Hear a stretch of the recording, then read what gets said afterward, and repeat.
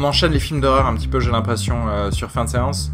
Puisqu'aujourd'hui, on va parler de Brightburn, qui est une sorte de mix entre un film d'horreur et un film de super-héros. Mais heureusement, on va décompresser tout ça avec le nouveau film d'Adam Sandler, Murder Mystery. La team d'aujourd'hui, c'est Jean-Yves, Cyril Hives, stand-upper de son état, et moi-même, Ares Kishuga.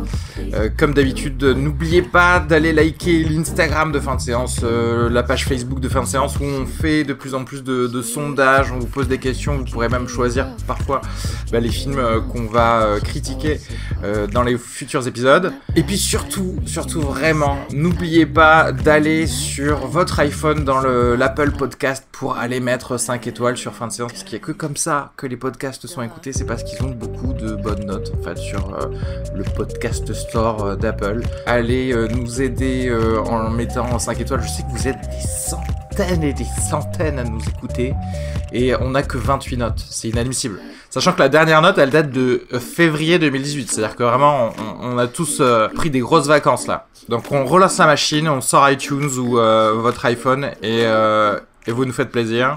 Dans le descriptif, vous avez les réseaux sociaux de chacun des participants d'aujourd'hui, donc n'oubliez pas d'aller liker la page de Cyril Hives par exemple, ou la mienne, ou celle de Jean-Yves, donc voilà. Et surtout, envoyez-nous des messages si vous n'êtes pas d'accord avec des choses qu'on dit sur des films, si vous n'êtes pas d'accord avec notre mauvaise foi parfois, insultez-nous. Fin de séance @gmail.com. Prochain épisode dans 2 semaines, on va parler du film premier de la classe qui va sortir, je crois, la semaine du 10 juillet. Et le futur nouveau film Shaft, qui est un Netflix original. Et un petit épisode premium en août qui va parler des blockbusters de l'été. Voilà, vous savez tout. Gros bisous à tous.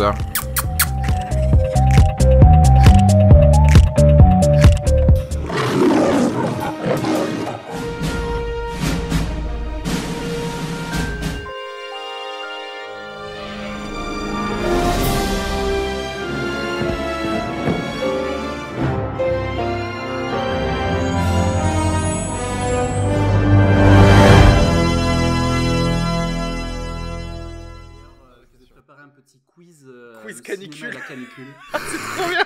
Non, c'est pas vrai. Franchement, en vrai, c'est trop marrant. Die Hard 3, journée en enfer, tu sais. Parce que quand je pensais, j'essayais de me dire, c'est quoi le film, quand je le regarde, j'ai chaud et j'ai pensé à Die Hard 3 direct. Tu sais, Emmanuel. Marche en sueur. Emmanuel. 37,2 le matin. Pas mal. Il y avait aussi Mad Max aussi, Fury Road. Genre, avec la gasoline et tout, c'est pas mal. Moi j'ai mis enregistré, donc je sais pas si toi t'as mis enregistré déjà. Ouais, c'est bon, ça enregistre, c'est ok. C'est parti. Super. Bon, déjà, comment allez-vous en ce début d'été un peu là? Ça va. Ça fait 2 fois que je fais réveiller Cyril tôt le matin, parce qu'on est allé voir Brightburn hier à la séance de 9h. Putain, c'est trop bien d'avoir des séances de 9h à Paris, contrairement à Toulouse où... C'est vraiment pas mal, ouais. Déjà que moi j'aime bien la séance de 11h, je sais que quand j'étais en région parisienne aussi, j'aimais bien me faire la séance de 9h. Elle est très agréable. Puis t'as ta journée devant toi en plus derrière, c'est plutôt cool. Elle est climatisée en plus. Ah ouais. En fait, ça fait 2 fois que Areski me propose d'aller dans des endroits normalement climatisés. Bon, là, on a coupé le ventilateur pour ce podcast. C'est pour délier les langues. Vous allez nous entendre au fur et à mesure, chers auditeurs, en train de nous liquéfier. Exactement.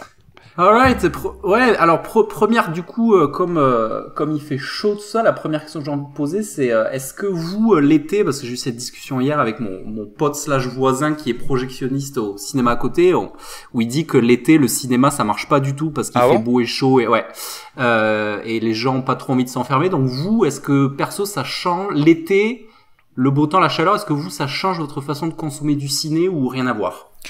Moi, je dirais que je suis peut-être resté un peu trop coincé dans les anciennes années où les blockbusters de l'été, ça compte, tu vois. Donc moi, j'aime bien aller justement profiter de la clim, tu sais, 2 heures là dans une journée à rien faire pendant l'été. Peut-être que ça voudrait dire que c'est pour ça qu'il y a plus, ou en tout cas de moins en moins d'ailleurs, de blockbusters de l'été, et que maintenant, tu sais, ils les sortent un peu... Ils les parsèment un peu dans l'année. Si ton pote te dit qu'effectivement ça marche moins pendant l'été. J'ai vraiment ce souvenir d'être gamin et d'aller voir par exemple Pirates des Caraïbes au cinéma et que c'était le film de l'été et que c'était très difficile d'obtenir une place et qu'il fallait aller voir le premier jour du reste de ta vie parce que la séance était complète pour aller voir Pirates des Caraïbes. Bon film aussi, hein, ceci dit. Moins d'action, mais ça Gérard Lanvin est un vrai pirate. Mais c'est vrai que j'ai quand même le souvenir, c'est marrant que tu parles de Pirates des Caraïbes, j'ai vraiment ce souvenir que l'époque est pas si lointaine où il y avait vraiment la masse de blockbusters. J'ai l'impression que c'est pas ouf en fait l'offre depuis 2-3 ans. L'été, j'ai vraiment ce souvenir de l'été blockbuster, tu vois. Mais moi j'ai envie de faire le parallèle avec, tu sais, les tubes de l'été. Ça n'existe plus. Tu vois, il n'y a pas un truc où tout le monde se rejoint dans une saison pour dire il se passe quelque chose et c'est ça que tu dois écouter. Est-ce que... Alors attention, je vais lancer le débat, mais est-ce que... Je sais pas quel âge tu as, pour le coup. Moi, 34. Les gars, est-ce que on ne vieillit pas et est-ce que les blockbusters de l'été ne nous concernent pas avec, par exemple, le blockbuster de l'été, je sais pas, il y a quelques années, c'était Les Mignons. Ou moi chez Méchant 3 et on a fait c'est incroyable, il n'y a plus vraiment en ce moment de blockbuster. Non, je pense qu'on n'est pas tant que ça. Je suis pas sûr parce que les films d'animation c'est pas on peut pas vraiment dire que c'est des blockbusters, hein. Je dirais ça coûte de l'argent mais tu sais un blockbuster tu veux des stars A-list, tu veux des explosions. Bah là il y a Toy Story 4 qui sort. Il y a Toy Story 4 qui sort. Et pour moi, c'est un blockbuster parce que c'est tellement un film énorme. Je dis, c'est intéressant parce que j'ai jamais vu les films d'animation comme étant des blockbusters, mais je me dis, il faut que ça leur ait coûté de l'argent en fait, un blockbuster. Non, c'est ça, non, la définition. Pour moi, blockbuster, c'est gros budget, mainstream, action. Tu vois, divertissement. Aventure, action, ouais, voilà, des trucs... Et puis, moi, j'ai rajouterai la petite filiation gasoline, explosion, parce que voilà... Le Bruckheimer effect, comme on appelle ça. C'est très masculin centré. Est-ce qu'il n'y a pas eu, genre, un Bridget Jones 3 mais avec genre... du budget de ouf. Non, alors... Bah, Renée Zellweger n'est pas si pauvre aujourd'hui grâce à la série Bridget Jones. Et je me dis... il y a bien dû avoir un film avec Hugh Grant ou ben non parce que en fait ça c'est le budget du film de la comédie romantique lambda avec Hugh Grant, c'est un budget normal donc on peut pas dire que c'est un blockbuster. Blockbuster c'est pas comment dirais-je, c'est pas le résultat au box office hein. Le blockbuster moi je trouve c'est juste ce que tu mets dans le film en fait, D'accord, parce que pour moi, des films qui peuvent avoir, qui ont la vocation à peut-être marcher un été, ça peut être un film qui a justement vocation à plaire à tout le monde. Ouais, ça fait longtemps qu'on n'a pas eu un Jason Bourne avec Matt Damon, quoi. Et qui fait plaisir à tous les papas du monde.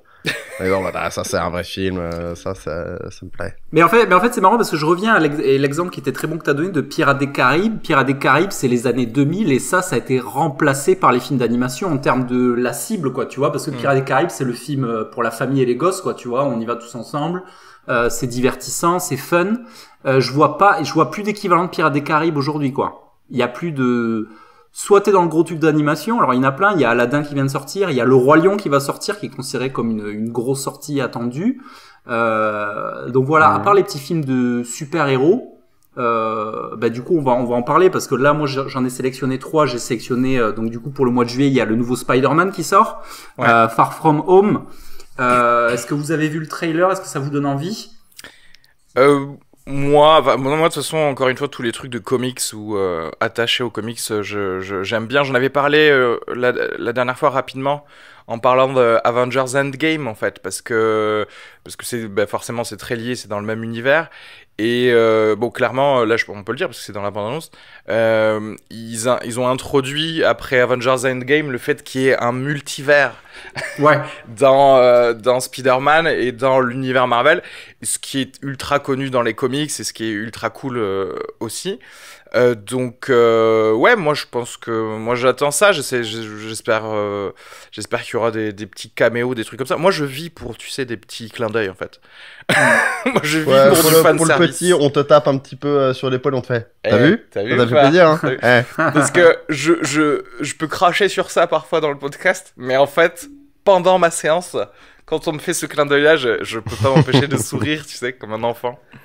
Donc oui, moi je dirais que j'attends ça pas avec impatience, c'est pas le truc, mais je me dis oui, ce sera un bon petit S'il est aussi bon que Homecoming, c'est déjà une performance.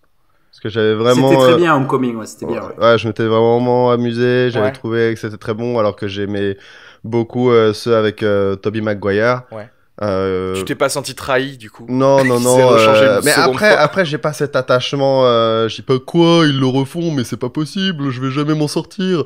Je dis va-t'en de la séance, personne qui parle comme ça.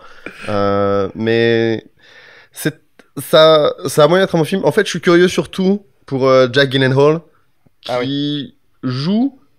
Est-ce que va y avoir un reveal comme ça, quoi? C'est le méchant en fait. Sûrement. Bah en fait en vrai il joue Mysterio. Enfin Mysterio c'est quand même. Enfin il est. Enfin, désolé de spoiler un truc qui est connu depuis les années 70. Vous pouvez commencer à vous boucher les oreilles à faire nanana. C'est censé être un méchant dans les comics donc après voilà. Tu sais que c'est ce que je me suis dit quand j'ai vu sa tête. Je me suis dit mais en fait ok ça va être un passage obligé. Tout le monde va voir sa gueule avec une cape et une armure dans un Marvel. Enfin tu sais j'étais là je me disais mais qui encore quelqu'un d'autre qui fait un. C'est que Keanu Reeves aussi là il est pressenti pour jouer quelque chose dans Marvel et tu sens qu'en plus ça va pas être un héros, ça va pas être un headliner, ça va être juste un second rôle parce que il faut faire. Non, ça va être Keanu Reeves. Marvel. Il va jouer Keanu Reeves. Il a des pouvoirs en fait dans l'univers Marvel. Il est trop fort. Il a fait récemment là son propre. Il a joué son propre rôle. Ben, on en parlait justement avec Jean-Yves. Il a joué dans le film Always Be My Maybe d'Ali Wong. Ouais, avec Ali Wong. Avec Ali Wong. Ouais. Et oui, il jouait. Et du coup, ça a déchaîné un torrent de mimes sur Internet. Tu sais, à base de Keanu Reeves walking in a room with music, tu sais. Ouais, c'est ce gars j'ai l'impression que quand il aura 70 ans, il aura toujours l'air d'en avoir 40 quoi. Ce gars est un cyborg, je sais pas quel est son secret mais voilà, c'était assez fun de le voir là-dedans. Alors je lui ai posé la question et apparemment beaucoup de crème hydratante. Comme quoi, c'est pas tant que Est-ce que par contre si vous attendez pas trop Spider-Man, est-ce que par contre parce que moi je l'attends parce que ça pour moi, on est vraiment dans du gros blockbuster, over the top, c'est Fast and Furious, Hobbs & Shaw, spin-off de la franchise Fast and Furious. Est-ce que, Cyril, tu as envie d'aller voir Dwayne Johnson The Rock aller conduire des grosses voitures en Angleterre contre Idris Elba? J'ai regardé le trailer plusieurs fois. Parce que le trailer est tellement fun, il est tellement bien chorégraphié. Il y a vraiment un travail de minutie qui a été fait sur ce trailer. C'est tellement beau, et ça cabotine à balle. Mais oui. C'est ce truc. Ils sont allés à la Nicolas Cage School of Arts, tu sais. À la NCA, alors ça vaut le coup que je vous lise quand même le plot synopsis. Alors le plot synopsis, c'est depuis que Hobbs, fidèle agent de sécurité au service diplomatique des USA, combatif mais droit, et Shaw, un homme sans foi ni loi, ancien membre de l'élite militaire britannique, se sont affrontés en 2015 en Fast and Furious 7, les deux hommes font tout ce qu'ils peuvent pour nuire l'un à l'autre. Mais lorsque Brixton, un anarchiste génétiquement modifié, met la main sur une arme de destruction massive, après avoir battu le meilleur agent du MI6 qui se trouve être la sœur de Shaw, les deux ennemis de longue date vont devoir leur faire équipe pour tomber le seul adversaire capable de les anéantir. Dans le trailer, ils font référence à un virus, donc... est capable de détruire la moitié de la population. Et j'ai juste envie de savoir c'est quoi le critère du virus? Genre parce que pourquoi la moitié? Est-ce que c'est genre ça va être tous les hommes ou ça va être tous les femmes ou ça va être toutes les personnes en dessous de l'âge médian de la population? Non, c'est en fait ça sélectionne que les gens qui ont pas vu Fast and Furious. Donc c'est la moitié qui a pas vu. Mais tu penses qu'ils se parlent comme ça les deux, ils font tu te souviens quand on était dans Fast Furious 7 et qu'on s'engueulait parce que c'est tellement... Mais le pire c'est que ces personnages pourraient, parce que moi en fait en vrai les films Fast and Furious, là depuis tu sais l'épisode 5 ou quoi, on avait commencé à les reviewer sur fin de séance parce que c'était tellement over the top que nous on le regardait en second degré. Mais en fait ces deux personnages là, enfin et aussi les acteurs, donc Jason Statham et The Rock, eux, j'ai l'impression que ce sont les deux seuls acteurs qui savent qu'ils sont dans un truc en second degré et que c'est une blague presque ce film, Hobbs & Shaw. Et c'est juste pour vraiment faire plaisir aux gens en disant non mais en fait, ok, on a compris que vous vouliez de l'action, non on veut pas vous donner la fausse culture de la famille et des voitures qu'il y a avec Vin Diesel, on va juste faire péter des trucs et on va se marrer. Mais il y a l'air d'avoir 3 films. Je suis d'accord avec ce film. Il y a l'air d'y avoir 3 films dans ce... Il y a une référence à Captain America. Le truc de retenir un hélicoptère par la seule force de ses bras depuis un endroit. C'est les entraînements de The Rock qu'il fait tous les jours. C'est quoi qu'ils aient filmé les entraînements de The Rock et ils ont dit bah c'est bon, c'est le film. Non mais pour le coup, bah ouais, celui-là, je pense que on peut se marrer. On peut bien se marrer. Je pense aussi. Est-ce que vous avez vu la taille de la salle de muscu de voyage que Dwayne Johnson se trimballe? Tu l'as vu ça ou pas? Ouais. Non mais le gars en fait, c'est comme si c'était un cirque ambulant en fait. Le gars il a un chapiteau, mais juste pour aller faire du sport où qu'il aille. Le cirque est en ville, mesdames et messieurs. Le cirque est en ville. Alors un truc incroyable aussi, c'est que où qu'il aille tourner ou alors où qu'il aille faire de la promo. Les gens qui ont des salles de muscu, ils sont tellement trop fans de lui qu'ils lui disent non mais viens faire du sport chez nous, parce que bien sûr tu vois t'as un selfie avec The Rock pour dire il est venu dans notre salle de gym, mais surtout c'est qu'ils ouvrent à pas d'heure, parce que tu sais The Rock il est connu pour être le gars qui dort jamais, tu vois, genre le gars qui atterrit à 4h du mat et qui va tout de suite faire du sport, etc.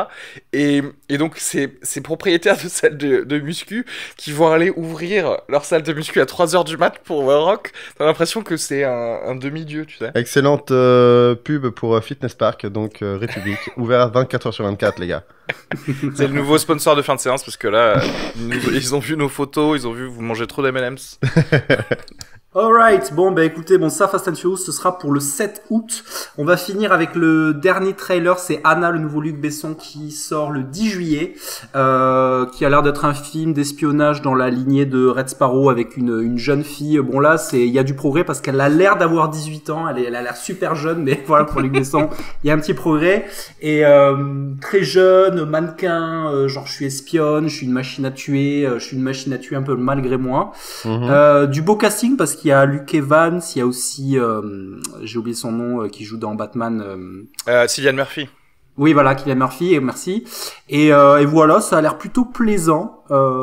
Qu'est-ce que vous avez pensé de ce trailer? Est-ce que ça vous donne envie ou pas? Est-ce que vous êtes client de ce genre? Moi, j'étais impressionné par le fait que si tu regardes en filigrane ce trailer, tu vois Luc Besson faire des doigts.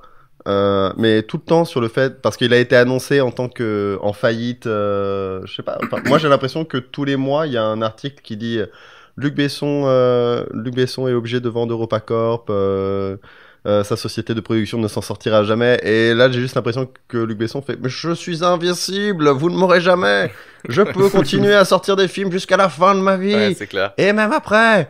Après est-ce que Anna a un rapport avec Lucie et ou alors est-ce qu'il aime juste donner des noms de femmes de 4 lettres à ses films?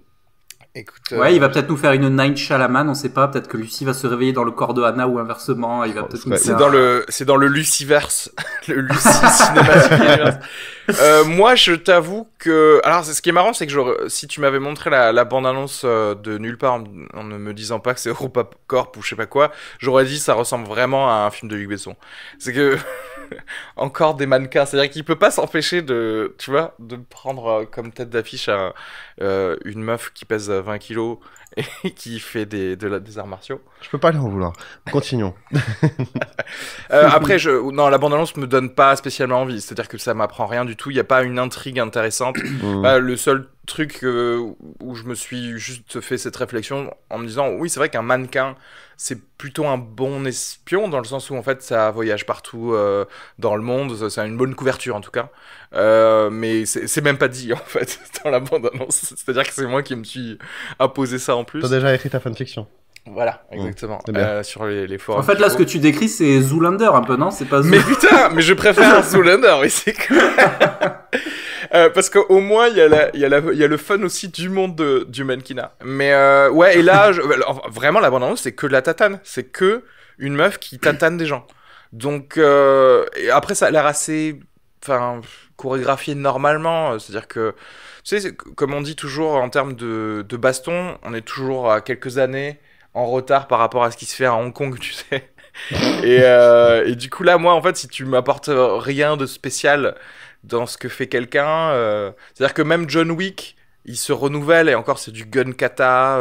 Tu vois, ils se disent bon, comme il y a que ça dans notre film, il faut qu'on fasse des choses nouvelles, il faut qu'on innove. Là, ça m'a l'air assez fade. Donc oui, là, ce film, pour le coup, je pense que je l'attendrai en VOD, à moins que vraiment il fasse très très chaud et que je recherche de la clim. Mais voilà.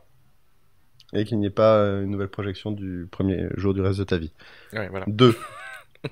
Le deuxième jour. Ok, alright. Bon, vous êtes prêts pour le petit débat du jour ou pas? Allons-y. Vous êtes chaud, ok. Alors le débat du jour concerne notre ami Harrison Ford, alias Indiana Jones, qui a créé une petite polémique le jour sur le Today Show en balançant que le personnage d'Indiana Jones mourrait avec lui, qu'il ne voyait personne d'autre pour y jouer. Alors pour la petite histoire marrante, c'est que on fait allusion à Chris Pratt qui jouerait le nouveau Indiana Jones, et lui il s'est trompé, il a dit Chris Pine. Donc en plus il s'est trompé d'acteur un petit peu qui rentre dans un espèce d'archétype d'acteur d'action. Donc même un petit peu qui a donné lieu à un petit moment malaisant avec le présentateur où il insistait ça va mourir avec moi. C'était donc le présentateur se marrait un peu, mais il a compris que c'était vraiment très sérieux. Dans la foulée, il y a Steven Spielberg et Indiana Jones qui ont conjointement annoncé le début du tournage du Indiana Jones 5 et une sortie pour été 2021. Alors est-ce que ce truc est précipité pour pas que ça donne la place à Disney qui a les droits de pouvoir faire la place à un nouvel acteur? Qu'en pensez-vous? Est-ce que vous pensez que il y a qu'un seul Indiana Jones, ou est-ce qu'on peut rafraîchir le personnage? Sur nos réseaux là, je suis allé voir les résultats des sondages, c'était assez partagé. Il y avait un léger avantage pour Team Ford. Il y a que Harrison Ford qui sera Indiana Jones. J'ai reçu un petit message là de Sophie qui dit que elle trouve ça très prétentieux, mais en même temps est-ce que ça va pas dans le sens du public? Donc voilà, qu'en pensez-vous? Donc je vous pose la question les gars, est-ce que vous êtes plutôt Team Ford ou Team Pratt? Alors la question moi j'avais reçue pour préparer un petit peu ce débat, c'est y a-t-il seulement un seul Harrison Ford? J'ai fait des recherches et en fait il se trouve qu'aux États-Unis il y a 125 personnes qui se nomment aussi Harrison Ford. Ok, est-ce que tu veux dire que du coup, si une de ces personnes-là est un acteur ou pas d'ailleurs, on peut quand même l'engager pour faire Indiana Jones? Tout ce que je veux dire, c'est que des Harrison Ford, il y en a à la pelletée, au moins plus d'une centaine. Donc Harrison, le monsieur le plus connu, je sais que tu nous écoutes, du calme, bien sûr.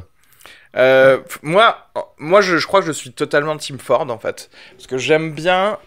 Déjà, j'aime bien sa façon d'utiliser les nouveaux médias, enfin, les médias en général. Harrison Ford, Snapchat, en disant, en fait, si je suis le premier à dire non et que je le fais savoir, eh ben peut-être que ce sera pas fait. En fait, il a raison. En fait, je pense qu'il faut faire le forcing sur des choses comme ça.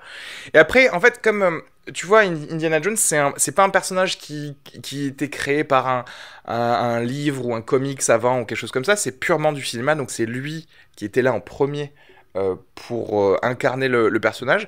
Et moi, ça me va très bien qu'ils disent non pour pas qu'il y ait un reboot là dans les années qui suivent en fait. Je sais que forcément il y aura un remake qui sera fait de Indiana Jones, mais le fait qu'ils disent ça, je me dis ça va le repousser au maximum. Et je préfère ça en fait, parce que tu vois, sinon on se retrouve dans des conneries comme Spider-Man, à avoir 3 Spider-Man en l'espace de 5 ans, et bon c'est un peu moisi. Et voilà. Donc en gros Team Ford all the way. Est-ce que tu trouves ça prétentieux ou pas, ou tu trouves ça complètement legit quoi, de dire ça comme ça en mode bold, en mode ça, parce qu'il va loin, le gars il dit ça meurt avec moi quoi, tu vois, c'est quand même non mais après le mec il dit ça, mais tu sais il sait très bien que même avant qu'il meure, s'il y a 3 avocats et Kathleen Kennedy qui décident qu'ils en refont un, tu vois, et c'est tout. Mais justement ils vont pas vouloir le léser spécialement après qu'il soit allé médiatiquement dire ça. Je sais pas si c'est ultra prétentieux, parce que vraiment, pour le coup, ils ont tous, George Lucas, Steven Spielberg et lui, ils ont tous co-créé le personnage. C'est-à-dire que tu sais, tous les fameux trucs qu'on adore d'Indiana Jones, la scène où il y a le mec qui veut se battre au sabre et finalement il lui tire dessus et tout ça c'est venu d'idées aussi d'Harrison Ford. Donc ça, c'est à quel point Harrison Ford a contribué, à quel point il l'incarne, et à quel point il l'incarne aujourd'hui, parce que un film est une création Oui, chorale. Global, ouais. Et à quel point il a le droit de dire, bah en fait c'est moi, et c'est pas du tout le preneur de son là-bas, qui a pu contribuer au film à sa manière, ou en fait, ou même Indiana Jones n'est qu'Indiana Jones par rapport au personnage qu'il rencontre lui-même. Ouais. Par rapport aux situations vers lesquelles il s'est mis face à face. Non, mais c'est sûr, et c'est sûr que oui, forcément, il y a un côté narcissique, mais voilà, encore une fois, moi, je préfère lui prêter des bonnes intentions en se disant, bon, oui, certes, il utilise cette voix narcissique, mais pour juste au moins aller à l'encontre de toutes ces conneries d'aujourd'hui, de tout remaker, tout rebooter à tout bout de champ, juste essayer de trouver des idées originales, comme d'ailleurs Indiana Jones fut une idée originale, en fait, tu vois. Mais il y a 2-3 trucs qui ont déjà été faits pour faire une sorte de passation de pouvoir. Il y avait Shia LaBeouf. Oui, mais c'est pas Indiana Jones, c'est son fils. Oui, c'est son fils, en fait, mais il y avait cette envie de dire... Dans le prochain film, les gars, il va y avoir Shia, qui est juste lui. Ben, à la limite, oui, mais c'est pas grave, parce que justement aussi, il y a le côté, tu sais, à la fin de Kingdom of the Crystal Skull, tu sais, il y a Shia LaBeouf qui prend le chapeau d'Indiana Jones, qu'il est à la seconde de le mettre, et Indiana Jones lui dit non, ça c'est mon chapeau, et tu dégages. Et je trouvais que c'était déjà drôle. Mais après, moi, il n'y a pas de souci si tu veux créer une mythologie de la famille Jones, avec grand plaisir. Mais en fait, je suis d'accord de pouvoir dire que c'est presque comme un personnage historique. Indiana Jones, c'était Harrison Ford, c'était lui, il avait 7 têtes, c'est bon. Ça veut dire que mon script d'Indiana Jones part dans l'espace a des chances d'être fait un jour. Et tant pis si c'est pas avec Harrison Ford. Ouais, ça c'est malheureux. Bah, Tomb Raider, ça a été incarné par maintenant deux. Mais encore une fois, Tomb Raider, c'est pas pareil, tu vois, c'est un personnage qui a été créé d'abord en jeu vidéo, etc. Et en plus, il y a tout un univers, il y a des comics, etc. Donc voilà. Qu'est-ce que t'en penses, toi, Jean-Yves? Bah écoute, moi je suis plutôt Team Ford pour plusieurs raisons, parce que déjà pour moi maintenant il y a un précédent, puisqu'il y a le précédent Han Solo, et moi j'ai vraiment trouvé que le gars qui était censé incarner Han Solo jeune, c'était vraiment pas ouf. Donc il y avait c'est-à-dire qu'en fait il est tellement charismatique et il a tellement marqué le rôle que j'ai du mal à imaginer quelqu'un d'autre. Et c'était intéressant ce que tu disais de le truc visuel en fait, parce que comme c'est du cinéma, effectivement, et que l'acteur colle à la peau, c'est ça. Est-ce que Indiana Jones c'est un concept, en fait, tu vois? Est-ce que Indiana Jones c'est un concept? Et si oui, bah là, on peut changer d'acteur, mais sinon, c'est Harrison Ford, on peut pas changer. Alors moi, tu vois, il disait, parce que, voilà, il faut savoir que Harrison Ford, il aura 76 ans pendant le tournage. Donc voilà, il argumentait en disant, voilà, je serai vieux et tout. Alors à ce moment-là, pour changer, pourquoi pas? Moi, je serais plus pour partir dans l'extrême, tu vois, genre l'aventurier vieux, donc prendre quelqu'un de très vieux, genre Kirk Douglas vieux, tu vois, genre centenaire, un vieux aventurier avec Harrison Ford, quoi. Voilà, ouais. Ou continuer, voilà, quelque chose de vieux, ou alors. Et là, ça rejoint quelque chose que j'ai lu de très marrant. Je sais pas si t'as vu ce truc passer sur Première qui disait, et ça je trouvais ça génial, que quand il y a le Batman de Tim Burton qui est sorti à la fin des années 80, il y avait des gars à la Warner qui voulaient un gars du cinéma d'action. Oui. Donc il y avait beaucoup de gars qui voulaient Steven Seagal pour jouer voilà. Et donc du coup je me dis, quitte à changer, pourquoi pas prendre quelque chose genre, tu vois, genre Jean-Claude Van Damme, tu vois, un truc qui n'a rien à voir.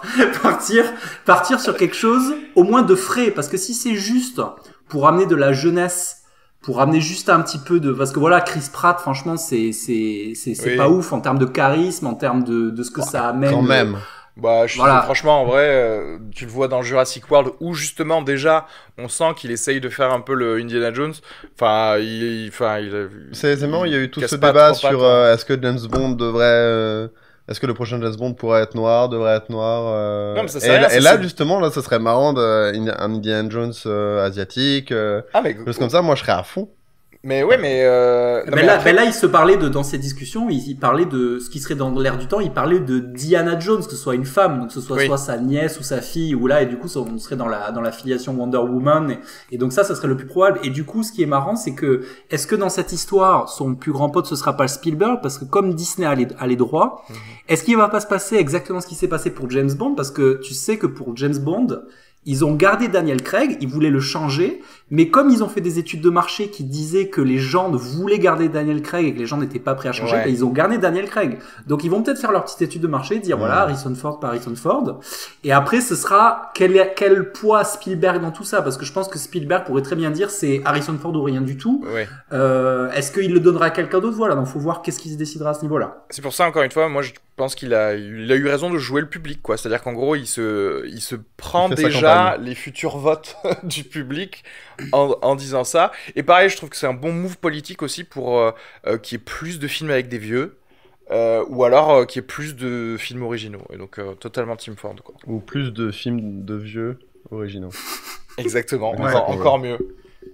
Ouais, parce que vous vous rappelez, il y avait la dernière histoire qu'il y avait comme ça, tu te rappelles, c'était Jack Nicholson qui avait un peu rouspété parce que Heath Ledger jouait le Joker, et que il avait été vexé parce qu'il avait pas été consulté, genre c'est comme s'ils avaient il avait déposé la marque un petit peu, et à l'arrivée finalement c'est deux prestations qui sont très bien et différentes, tu vois. Donc alors là pour le coup, tu vois, on rentre dans pourquoi justement moi je suis pas d'accord avec Jack Nicholson. Le Joker il existe dans d'autres médias, et c'est un truc, ça se renouvelle, etc. C'est-à-dire que même dans le même médium qui est le comics, il y a plusieurs Jokers différents, donc si tu veux je peux pas être non, mais c'est vrai, Jack Nicholson, donc voilà. Il faudrait prendre un exemple, et l'exemple auquel j'ai pensé c'est par exemple tu sais l'exemple de Ripley dans Alien, tu vois. Est-ce qu'on pourrait, s'il faisait un reboot, est-ce qu'on pourrait prendre autre chose que Sigourney Weaver? Ce serait la même question se poserait, quoi, tu vois. Bah moi je serais de team Weaver du coup, en disant ne la changez pas, c'est-à-dire que pourquoi pas, parce qu'en fait si tu te dis l'univers qu'on a créé est cool, ben en fait ça le rend plus puissant l'univers si tu ne touches plus aux personnages et donc aux gens qui les incarnaient avant, tu vois. Voilà, tout simplement. Il y a vraiment ce truc quand même, 76 ans Harrison Ford. C'est ouf. Hein. C'est incroyable. Ce qui me fait penser que le prochain Indiana Jones, j'imagine le synopsis, des documents ont été perdus dans les archives du syndicat des... Et donc, pour préparer le prochain goûter, il faut... Non mais il est vieux, quoi. Non mais 76 ans, c'est dur. Enfin, 76 ans. Je sais pas si vous avez des idées là de films d'aventure avec des vieux. Jumanji. Hein, pardon? Non. Non, ils sont pas vieux. J'essaye. Je sais pas, de films un peu d'action avec des personnes vraiment âgées, quoi. Âgés, genre Kirk Douglas, c'est ça, des centenaires. Ouais, enfin non, mais même déjà à passer 75 ans, mais où ils sont actifs dans le...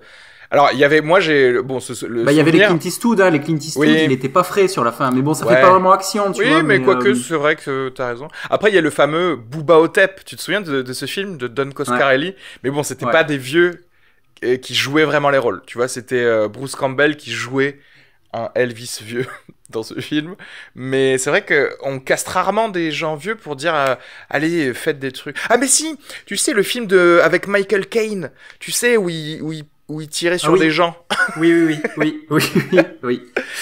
vrai. Il a quel âge Bruce Willis? Il était un peu vigilante. Bruce Willis, il a une bonne soixantaine, je pense, non? Ah ouais. Easy.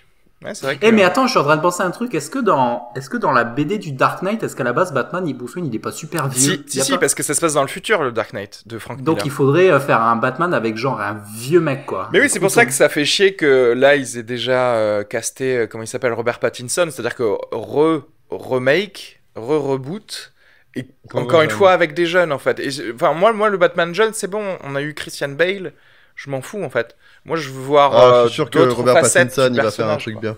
C'est dommage, du coup c'est pour ça que c'est un peu dommage d'ailleurs qu'ils aient un peu chié leur Ben Affleck, parce que Ben Affleck il pourrait passer pour le Batman un peu mature et tout ça, sauf que bon là pour le coup c'est des problèmes de scénario, c'était vraiment de la merde tout ça, mais voilà.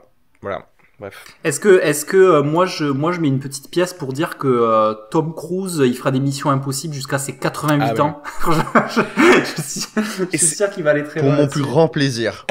Mais c'est là que c'est intéressant aussi, parce que on va voir, tu sais, toutes ces hyperstars qui n'existent peut-être plus trop maintenant, qui ont vraiment la main mise sur la production aussi des films, et qui vont par narcissisme là aussi dire on continue, et au final ça va combattre l'agisme, et moi je suis content de ça. C'est-à-dire que moi The Rock, je suis sûr que non, il va dire si je veux continuer à faire des films jusqu'à 90 ans, je fais ce que je veux, parce que le gars franchement en vrai je pense qu'il a la thune pour se produire un film tous les ans jusqu'à sa mort, donc il va très bien.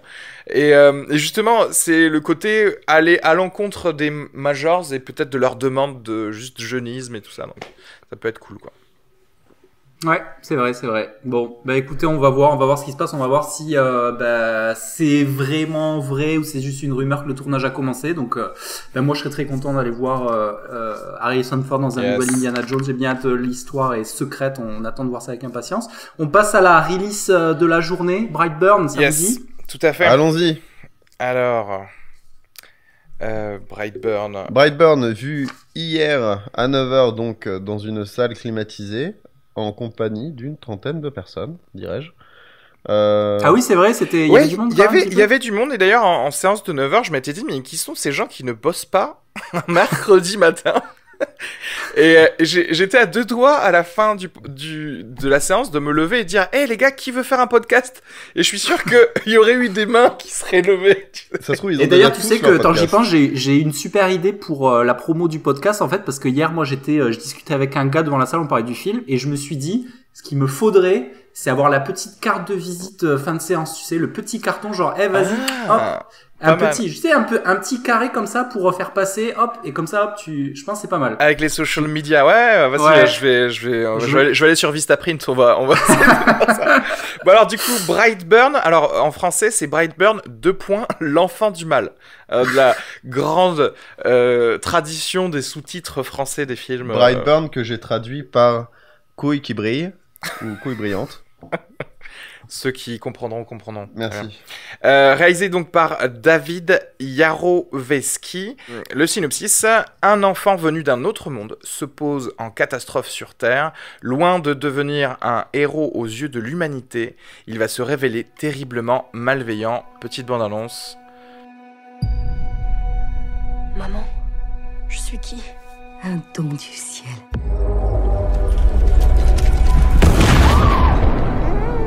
Nous sommes sûrs que tu n'es pas venu ici par hasard.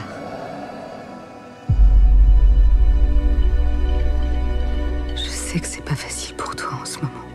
Allez, que tu te sens différent de tes camarades. Mais ouais, t'inquiète, on te rattrape. Tu es différent. Kathleen, aide-le. Non, il me dégoûte. Aide-le. Qu'est-ce que tu fais? Je veux qu'on le menotte et qu'on l'enferme. Et sa vraie mère, vous savez seulement qui c'est? C'est moi, sa vraie mère. On s'en va. Ok. Alors, qu'est-ce que vous avez pensé de Brightburn? On va faire comme d'hab, on va faire un petit tour de table avec petit avis général, petite note, le plus, le moins, puis après on passe en disque spoiler. Ok. D'accord. Je t'en prie, Reski. Alors, moi, pour le coup, ce film, je l'attendais, parce que, je pense que tout le monde le sait maintenant à la fin de séance, je suis un énorme fan de Superman. Et donc, là, clairement, la bande-annonce de Brightburn, et donc le pitch, le synopsis que je viens de lire, c'était, en gros, et si Superman était un gosse maléfique, tu vois? Et moi... ça, j'ai tout de suite acheté, je voulais voir ce que ça allait donner, et j'ai été plutôt déçu. Parce qu'au final, ce qu'il en ressort de ce film, c'est que c'est un film d'horreur assez lambda. C'est comme si c'était un film de possession, en fait. C'est juste qu'ils ont fait le twist science-fiction en prenant le pitch de Superman. Dans le sens, et avec tous les écueils des films d'horreur dont on parle parfois, peut-être un peu trop souvent en fin de séance, c'est-à-dire avec un manque d'écriture sur les personnages, manque de relations, et qui finissent par un manque d'investissement, nous, du spectateur, dans les personnages, tu vois. Et voilà, j'ai trouvé que les acteurs étaient plutôt solides pour ce qu'ils avaient à dire, parce que je trouvais que les dialogues étaient pas bons, mais franchement, les acteurs essayaient au max de le vendre, ça, je suis d'accord. La seule surprise dans ce film, c'était au final le fait qu'il y ait du gore, et c'est vrai qu'on s'y attend pas trop, parce que on est un peu quand même toujours en train de regarder un espèce de presque Superman, du coup on s'attend pas à ce qu'il y ait du gore, et donc c'est peut-être un artifice, mais le gore arrive encore plus à te choquer, on va dire, mais c'est pas pour ça qu'on va voir un film, donc voilà, plutôt déçu. Je pense que ouais, dans le spoiler on va plus s'étirer, parce que j'ai plein de trucs à dire sur ce qui me semble un peu bizarre et pas très bien fait, mais je recommanderais en vrai pas forcément. Encore une fois, si vous n'avez pas de carte UGC et si vous n'avez pas chaud, n'allez pas le voir au ciné, quoi. Voilà. Ok. Moi déjà j'ai vu ce film dans d'excellentes conditions puisque je suis allé le voir au ciné à côté de chez moi et puis gros coup de bol, j'ai croisé mon pote / voisin ouvreur donc du coup qui m'a payé la séance gratuite donc c'était génial. En fait, je trouvais que j'ai passé un moment plutôt correct globalement parce que je m'attendais vraiment à voir de la grosse merde. Et du coup, quand on a fait la programmation du podcast à Kareski, moi j'avais pas envie. J'avais eu le film, j'ai dit oh non, j'ai pas envie d'aller voir ça. Ça m'a rappelé un peu. Je me suis dit ça va être comme Cimetière, ça va être chiant, ça va être nul. À l'arrivée, étant donné que je pars tellement bas sur les attentes, je vois pas mal de choses positives dans le film. Dans un premier temps, moi j'aime bien la cuisine fusion horreur super-héros. Moi je trouve ça plutôt cool. Je trouve je trouve les jumpscares plutôt pas mal aussi. J'aime beaucoup le côté cronenbergien des scènes d'horreur un peu dégueulasses. Des moments, il y a des organique. Ouais, il y a des moments un peu de chair, un peu malaisant. Globalement, l'histoire était cool, même si je trouve ça beaucoup plus intéressant de traiter une question comme Red Son, par exemple. Tu vois, complètement. Voilà, le côté politique dans les réécritures m'intéresse plus parce que là, en fait, juste le dire, il est mauvais. Pour moi, c'est pas suffisant en termes de ce que ça apporte, tu vois. Une fois qu'on a vu qu'il est méchant, qu'il est pas gentil, je vois pas ce que ça apporte de plus. J'aime bien que ce film dure 1h30. D'ailleurs, ça devrait donner une leçon j'en peux plus des films des Avengers qui durent 2h25, quoi. Là, c'est 1h30, c'est parfait, c'est nickel, ça. En fait, quand on s'approche de l'épilogue, je me dis, c'était nickel, il y avait pas plus, pas moins à faire, c'est parfait. Ils vont pas assez loin dans le côté malaisant de l'enfant, c'est-à-dire que moi, j'aurais beaucoup plus aimé quelque chose qu'il y a d'ailleurs dans le bouquin Cimetière sur les enfants, l'archétype de l'enfant un petit peu seul qui a pas d'amis, qui est un peu bizarre dans son coin. Moi j'aurais bien aimé qu'on prenne un kid super sympa, super souriant pour entretenir un espèce de fossé de malaise en fait, tu sais, un gamin qui ferait des grands sourires à ses parents avant d'avoir envie de les buter, quoi, tu vois. Moi j'aurais bien aimé travailler ce malaise là. Et après les acteurs sont plutôt pas mal, les dialogues sont pas ouf, mais en même temps, je vois pas trop vu l'envie du film, je vois pas trop ce qu'on peut faire plus. Mais après voilà, c'est globalement un petit moment sympa de cinéma, ça passerait très bien pour une soirée horreur du samedi soir, ça passe très bien entre potes. Donc c'est un film qui est globalement on est entre le correct et le pas mal, tu vois. C'est-à-dire que je dirais pas que c'est bien parce qu'il y a trop d'écueils en fait. Mais clairement. Comme je m'attendais à pas bien, voilà, je passe un moment globalement sympa. En fait, c'est la morale, c'est le truc du comment ça s'appelle, des Monty Python dans la vie de Brian. En fait, il faut toujours s'attendre à de la merde, comme ça t'es jamais déçu. et moi c'est ça, j'avais trop d'attentes dans ce film. Je suis vraiment allé voir moi ce film sans me renseigner du tout. Reski m'a dit on va voir Brightburn et j'ai dit d'accord, je n'ai pas regardé le trailer, je n'ai pas regardé la bande-annonce, enfin j'ai rien regardé, ni l'affiche ni quoi que ce soit. J'ai vraiment découvert le film en me posant devant et j'ai pas été très fan. Je trouve qu'en fait c'est un film qui qui avait de l'ambition mais qui en fait a pas eu les moyens de ses ambitions et en regardant le trailer après, en regardant tout ce qu'est la promo autour, un film dont la promotion est le producteur et le réalisateur de ce film-là, pour le coup, donc c'est James Gunn qui est réalisateur des Gardiens de la Galaxie, qui a produit ce film-là. C'est jamais une bonne. C'est ses frères qui ont écrit le film, je crois. Ouais. Bah, c'est jamais une bonne. Un truc qui devrait donner envie de... Alors, pour avoir regardé le trailer, je préviens ceux qui vont peut-être voir le film, il y a certains shots de moissonneuse-batteuse que vous voyez dans le trailer que vous ne retrouverez pas dans le film. Vraiment, j'étais un peu déçu. J'aime bien que tu aies remarqué ça. Parce que moi, je suis vraiment fan de tout ce qui est moissonneuse-batteuse. Donc, pour nos amis de Moissonneuse-batteuse magazine, désolé. Je me suis dit, oh putain, c'est la dernière de chez Turp. Mais ces pneus Dunlop n'étaient absolument pas dans le film. Ouais. En fait, dans le style jeune garçon acquiert des super pouvoirs, mais devient méchant, je trouvais que Chronicle avait peut-être fait ça mieux, avec des personnages beaucoup plus poussés, beaucoup plus profonds que ce film-là, que Brightburn. Après, il y a il y a plein de petites références, il y a plein de choses que je trouvais intéressantes. Et puis je rejoins vraiment Jean-Yves, les jumpscares étaient pas mal. Moi, je suis un mec à la frousse assez facilement, donc j'ai eu ma petite dose. Le gamin est creepy suffisamment, mais j'ai pas... c'est dommage parce que tu dis il manque peut-être 2-3 trucs effectivement les parents qui auraient été des personnages un petit peu plus poussés. Mais encore une fois, c'est 1h30. Ouais. Et on peut remercier pour ça.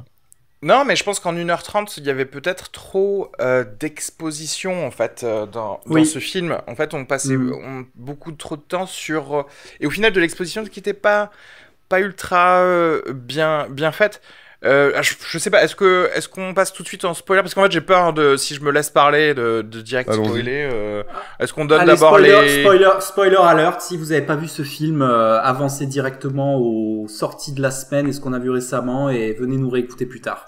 Je le dis très souvent, tu sais, il n'existe pas de film de super-héros, il existe des films qui ont un sujet, il se trouve que le protagoniste est un super-héros. Et je pense que ça devrait être ça, normalement, un bon film de super-héros.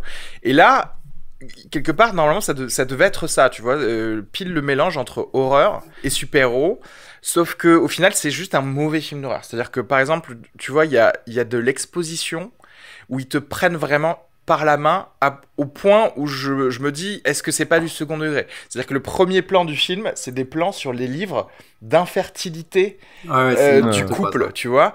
Ou alors, la scène qui se passe dans la classe, où la prof demande c'est quoi la différence entre les guêpes et les abeilles, et le gosse répond justement tout ce qu'il a à dire sur les guêpes, et il décrit un truc d'une race de guêpes qui te fait sous-entendre qu'en fait sa race d'alien, elle fait ça, c'est-à-dire qu'en gros elle va pondre son enfant dans une autre race pour que ce soit l'autre race qui la nourrisse, etc. Et si tu veux, moi quand j'ai des scènes d'exposition aussi claires que ça, je me dis... Je pense que tu te fous de ma gueule. C'est-à-dire que si c'est fait en second degré, je comprends. Mais si les mecs ils se disent non, on est au premier degré, il faut que le spectateur sache, là vous êtes débile, tu vois. Je comprends pas. Non, c'est. D'ailleurs, cette scène d'intro, elle est à deux doigts de déraper en truc malaisant parce que tu les entends un petit peu derrière en mode scène pseudo-érotique, c'est un peu bizarre, ça a deux doigts de déraper sur des dialogues bizarres, genre tu veux pas mettre le costume de je sais pas quoi pendant qu'on essaie de faire un enfant, tu vois. Ah oui, la première. En fait, et justement, c'était tellement trop que du coup, je te rejoins, est-ce qu'il y a pas un peu de second degré, un peu genre, tu vois? Je pense que oui, parce qu'il y a, en fait, tout le monde le sait qu'on parle de Superman, et ils savent qu'on sait, et donc il y a un clin d'œil qui va être fait, et donc ils se disent, tiens, on va vous mettre les choses les plus évidentes et les plus reconnaissables de l'histoire de Superman. Mais du coup, et à ce moment-là, je pense qu'il manquait d'autres trucs comme ça, trop évidents, pour que ça en devienne risible, en fait. Après, moi, j'ai un problème, justement, si on doit faire le parallèle.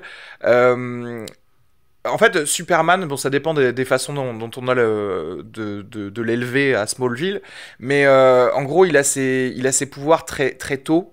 Et peut-être qu'il en découvre certains petit à petit, mais là en fait dans celui-là c'est un enfant normal jusqu'à 10 ans, genre vraiment normal, et comme tu disais Jean-Yves, moi je ne comprends pas pourquoi il est pas d'amis, pourquoi il est pas en train de jouer avec des gars, parce qu'en fait on nous dit il a été élevé depuis 10 ans normalement, il est dans le Kansas, franchement c'est un plutôt bon élève et tout. Et donc je comprends pas pourquoi il est tout seul. C'est le gimmick, c'est un gimmick habituel en fait. C'est voilà cet enfant un peu isolé, seul. Et en fait, qui va... là pour le coup ça marche pas. C'est parce que en fait, ce qui marche dans Superman, c'est que Superman il est isolé parce que ses parents ils lui disent dès le début, non tu peux pas jouer au football parce que tu vas blesser des gens. Tu es vraiment spécial parce que on a découvert, je sais pas, quand t'avais 1 an que un clou pouvait pas rentrer dans ta peau, tu vois, j'en sais rien, des trucs comme ça. Comment est-ce qu'on a découvert ça? Écoute, nous pose pas de questions. Voilà, on fait du bricolage dans le Kansas. Non mais, et en fait, si tu veux, le fait qu'il soit un peu reclus, ça s'explique différemment. Et là, je trouvais que c'était assez une grosse facilité de dire que quand même, on se retrouve encore un personnage d'un film d'horreur qui est déjà un peu bizarre. Et c'est dommage parce qu'en fait, le passage à la sociopathie, je le comprends pas trop. On essaie de nous faire dire que c'est le pouvoir du vaisseau. C'est pour ça que je dis que c'est un film de possession. C'est-à-dire que ce soit ça ou un fantôme qui rentre dans le corps vaisseau l'appelle. Et aussi un truc que j'aime pas, c'était le fait qu'il n'y ait pas de conflit intérieur dans ce gosse qui a été élevé comme un gosse ultra gentil pendant 10 ans et que d'un coup il devienne sociopathe. Moi j'aurais bien aimé avoir tu sais un truc une lutte un peu. Ouais, une petite lutte en se disant c'est quand même pas comme ça que j'ai été élevé, on m'a dit d'aimer les gens, tu vois. Et pareil pour ses parents, je trouve qu'ils passent très vite à bon bah écoute, je vais prendre le petit, je vais lui mettre une balle dans la tête dans la forêt quoi. parce que c'est quand même ton gosse pendant 10 ans. Non, je trouve qu'ils vont pas assez vite.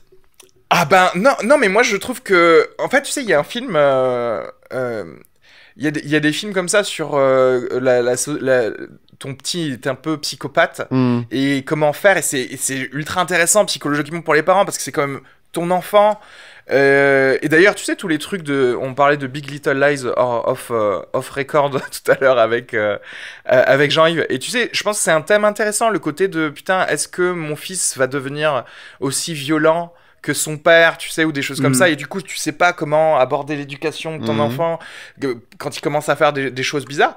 Et là non, pas vraiment en fait, c'est-à-dire qu'on est dans le déni, et juste après être dans le déni, bon bah on est obligé de le buter quoi. C'est-à-dire que moi j'aime bien un truc où d'ailleurs ils sont pour moi pas allés assez loin, et c'était pas loin d'aller over the top, c'est ce déni de la mère protectrice, tu sais, en permanence, tu sais, genre où il y a son mari qui dit mais regarde ce t-shirt plein de sang, elle dit mais non mais c'est peut-être du ketchup, on sait pas.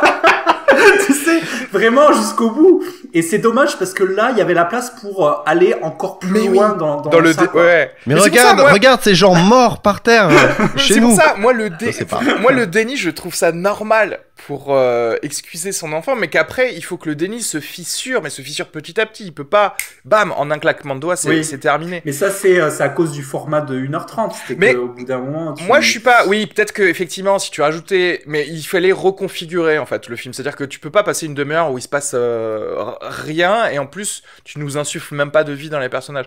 Il y a aussi une grosse facilité, moi, je trouve, c'est que tu peux pas nous faire croire qu'un gosse de maintenant...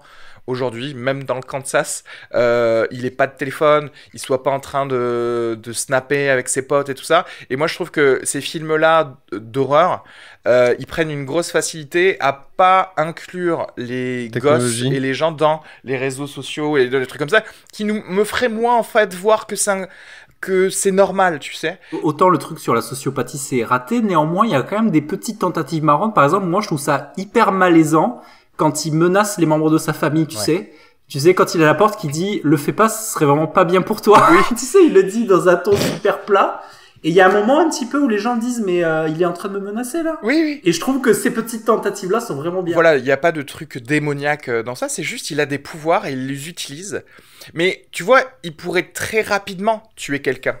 Mais en fait, il joue avec eux. Donc en fait, il y a ce truc qui est sadique. C'est-à-dire qu'il n'a pas besoin dans la scène avec sa mère de faire des allers-retours dans la maison comme ça. En fait, il veut juste faire peur aux gens. Et on me le montre pas assez, en fait, ça. Il a du plaisir. Que c'est un enfant qui prend du plaisir à tuer pour la première fois. Voilà. Comme nous tous, n'est-ce pas? Voilà, notre premier meurtre. Il y avait 2-3 choses que je... Il y a 2-3 scènes. Il y a vraiment une scène que je pense on a un peu tous retenu. C'est le moment où le papa emmène l'enfant à la chasse et pour la première fois, et ça parle de sexe. Ah oui. Un petit peu, et c'était une scène c'était une scène qui montre un petit peu les dangers de l'éducation sexuelle mal interprétée, parce que le papa vraiment est en train de discuter sur une sorte de tu sais, tu as 12 ans maintenant et tu vas avoir des envies. Et tout ça pour te dire que c'est normal, et que si tu as besoin d'aller au bout de ses envies, c'est normal. Le gamin, il a compris, donc je viole. Enfin, c'était extrêmement mal foutu. Et alors, mais justement, on est d'accord qu'il y a eu une sorte de confusion installée délibérément. Après, là, c'est tellement malaisant que je vais te dire, moi, mon interprétation, c'est que là, la famille Gunn, ils sont dans le personnage du garçon, et c'est à mon avis, c'est une référence à la polémique, tu sais, de James Gunn, où il faisait des blagues très vaseuses sur Twitter, il s'était fait virer, et tu vois, tu te rappelles cette histoire? Bien sûr. Et moi, pour moi, quand j'ai vu cette scène malaisante un peu, je me suis dit, oula, qu'est-ce qui se passe? Et j'ai pensé à ça, parce qu'il y avait un côté un peu troll, tu sais, comme si le gamin, il trollait un peu son père en disant, tu veux dire maintenant, là, tout de suite, tu veux qu'on fasse des trucs, tu vois, c'était un peu, tu vois, un peu bizarre. Mais oui, parce qu'en fait, c'est bizarre. D'un coup, on nous dit, sous prétexte que le vaisseau a déclenché un truc en lui, d'un coup, il devient débile et il devient vraiment alien. Tu vois, alors que non, je suis désolé, en fait, en vrai, à 12 ans, le mec, il a déjà vu plus de porno que nous, tu vois. Peut-être. Et alors, et c'est là, voilà, je vais tenter une théorie sur ce film, parce que je crois qu'il y a un sous-texte dans tout ce film. Et justement, j'ai commencé à le voir avec cette scène de la chasse, de la première chasse, et la scène où il va stalker son crush. Chez elle, et il se cache derrière un rideau. Je pense que c'est une critique du white privilege quand même, ce film. Et c'est pour ça que peut-être je lui rajouterai un petit demi-point. Parce qu'en gros, c'est une critique de l'enfant roi qui a tous les avantages, à qui on dit tu es spécial, le monde est à toi, fais ce que tu veux. Et justement, je l'ai vu juste avec cette scène avec la fille, on le traite de pervers et il dit non, c'est pas vrai, mais bon, tu t'es quand même introduit dans sa chambre pour la regarder pendant la nuit, tu vois, en mettant de la musique, effectivement. Et le côté ultra malsain, parce qu'après, il lui pète la main.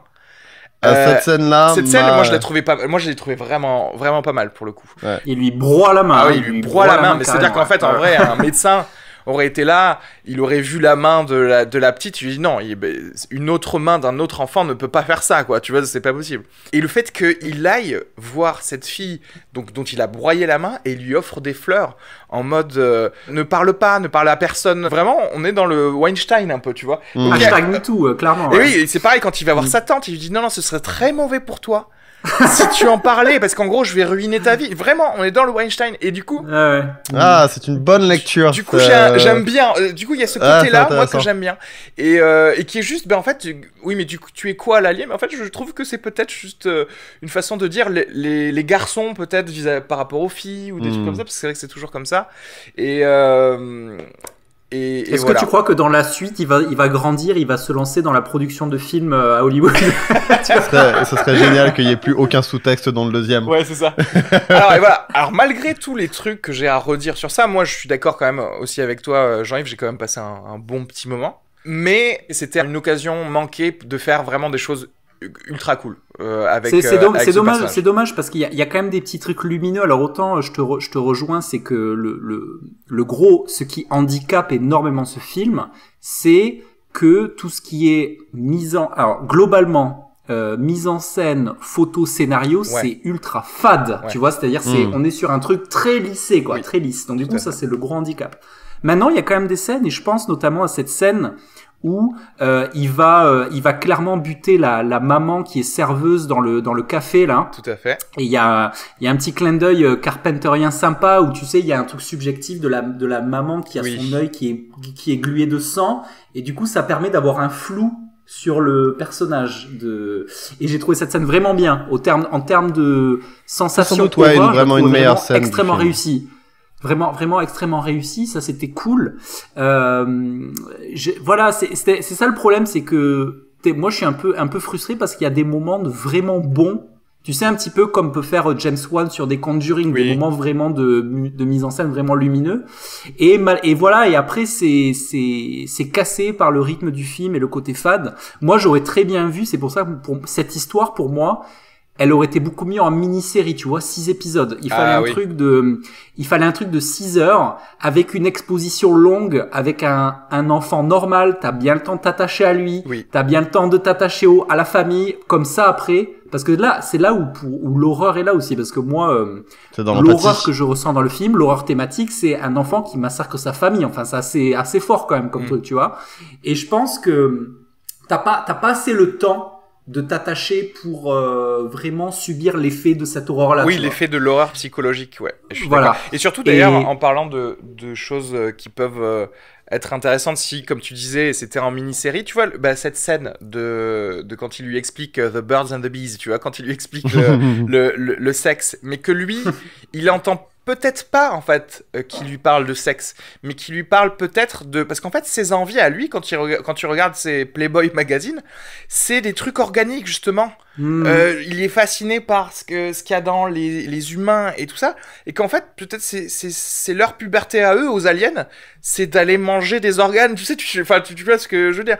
Et ça, c'est vrai que s'il y avait eu le temps de développer ça et de dire, mais je comprends pas, c'est quand même mes envies à moi, tu vois, mais c'est pas vos envies à vous, ça aurait été vraiment incroyable, je pense, d'avoir ça. Il y a une autre lecture, je pense que tout film d'invasion d'aliens ou même un alien débarque sur Terre et en sous-texte un film d'immigration. Ah oui, non mais bien sûr. Un film sur l'immigration. Et là, je pense que c'est un sous-texte qu'on n'a pas osé encore aborder. Non, en vrai, tout Superman, c'est un truc sur l'immigration, mais personne ne l'a vraiment fait. Pour l'instant, il y a peut-être eu quelques BD, mais même pas. Et mais celui-là, pour moi, ce film, c'est pas du tout un film sur l'immigration. C'est vrai, parce que moi, je trouvais que la première fois qu'il se coupe la main, est-ce que c'est pas finalement un retour vers une sorte de circoncision qui eût dû avoir lieu avant et qui maintenant qu'il retourne auprès du vaisseau mère, peut-être de la patrie rêvée, c'est une sorte de circoncision qui se passe, symbolique, on s'entend. Est-ce que quand sa mère essaye de... Je vois ton visage pendant que tu dis ça et ça se voit que tu ne crois pas du tout à ce que tu dis. Mais quand sa mère essaye elle-même de lui faire mal avec un bout du vaisseau, là ça ne marche pas parce que ce n'est pas à sa culture à elle de pratiquer une telle chose. Je crois que j'aurais préféré qu'il la tue sans qu'elle essaye de le tuer parce que j'ai vraiment cru que tout ce qu'elle lui disait, elle lui disait, tu sais, je crois qu'il y a du bon en toi, et j'ai vraiment cru qu'elle pensait ça. Et en fait, c'était juste pour essayer de lutter. Est-ce que tu t'as pas l'impression d'ailleurs que c'était en train de marcher ? Mais oui, j'ai l'impression que c'était en train de marcher, mais alors que s'il l'avait tué sans même qu'elle essaye de le tuer, ça aurait été vraiment, ok, toi t'es t'es une pourriture, quoi, tu vois, jusqu'à la fin. Et juste, là encore, et c'est le fanboy qui va parler, la fin, la toute fin, pendant le générique, où en gros, on te fait comprendre qu'il y a une Justice League de méchants. Tu sais, il y a un Aquaman qui détruit des bateaux dans les mers de Chine. Il y a une Wonder Woman sorcière qui tue des gens avec des cordelettes. Et en vrai, là, tout de suite, j'ai eu un regain pour cette peut-être future franchise. Parce que en vrai, je pense que... moi, j'ai envie de voir le 2 où il y aurait les autres gens, en fait. Parce que on arriverait direct dans le vif du sujet, qui est des gens méchants qui foutent la merde dans le monde entier. D'ailleurs, ce que je comprends pas, et encore une fois, pour revenir au truc vite fait, entre Superman et ce méchant Superman, c'est-à-dire que Superman, encore une fois, il reste à Smallville parce que ses parents lui disent « Non, tu peux pas faire des trucs dans le monde », alors qu'un méchant, il aurait tout de suite envie de sortir de Brightburn, Kansas, tu vois. D'ailleurs, il le dit à un moment, tu sais, il dit dans votre ville de merde, tu sais, il parle quand il parle à sa tante, il dit qu'il y a que des losers en gros dans cette ville. Du coup, moi j'aurais voulu qu'il se casse en fait, même dans ce film, qu'il fasse des choses ailleurs.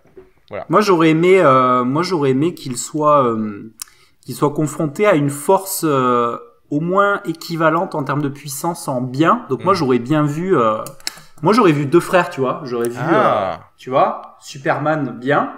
Tu vois, les deux petits en mode Roxy Rookie, tu vois. C'est-à-dire le petit qui arrive. Pas mal, ça. Il y a un bien, un pas. Donc tu vois, ils grandissent un peu ensemble et puis après, là, il devient méchant et là, c'est déchirant. Là, tu vois deux frères qui peuvent s'entretuer là. Là, ça peut être pas mal. Putain, tu vois, donc Tim Burton, si tu nous écoutes là, tu veux faire un truc un peu glauque, voilà. Moi, ce qui me manque, ce qui me manque aussi, c'est que tu vois, dans le mal, dans l'expression du mal, c'est vrai que si t'as pas un contrepoids, en fait, ça devient vite moins intéressant, en fait. Ben oui, c'est pour ça. C'est le plus puissant. J'allais dire de la ville, mais c'est le plus puissant du monde. Donc je vois. En fait, il est stoppé par personne, donc je sais pas trop pourquoi il reste là, en fait. Voilà. Il manque d'ambition. Qu'est-ce que vous avez pensé de la fin ? Est-ce que vous avez aimé la fin, ce qui se passe avec l'avion ? Tu sais, l'avion. Il laisse un petit doute au départ. Sur le fait que est-ce qu'un avion qui lui rentre dans le pif, c'est suffisant pour l'avoir tué. Mais le doute dure 10 secondes. Ouais, je sais pas pourquoi on l'a pas vu, en fait. Enfin, je sais pas. Enfin, c'est pour faire un clin d'œil, pour directement passer au générique, pour dire que c'était la fin. Ouais, peut-être. Mais en fait, en vrai, je pense que il vient juste de tuer sa mère. peut-être que j'aurais voulu voir un carnage, en fait. J'aurais voulu voir quelqu'un qui peut-être rentre dans l'avion, il tue des gens dans l'avion, et fait cracher... Genre vraiment un truc où je me dis, ok, bon là, c'est terminé, quoi. C'est-à-dire que là, il y a... Parce que sa mère qui lui disait 4 minutes avant, il y a du bon en toi. Bon, bah là, maintenant, on est tous sûrs, tu vois. Alors que là, bon, on sait pas trop ce qui s'est passé. Il est méchant. Après, voilà, on voit qu'il met son sigle dans des champs de maïs, etc.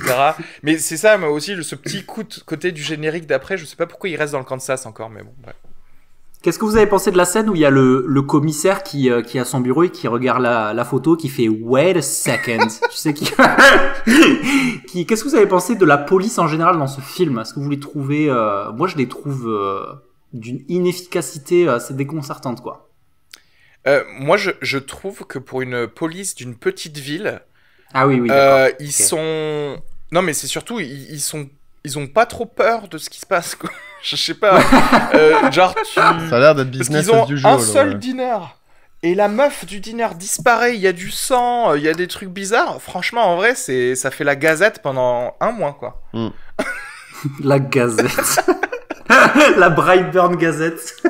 Il y a l'accident de la route où vraiment la voiture se retourne comme pas possible. Enfin, c'est pas un cerf, quoi, qui a fait ça. C'est impressionnant.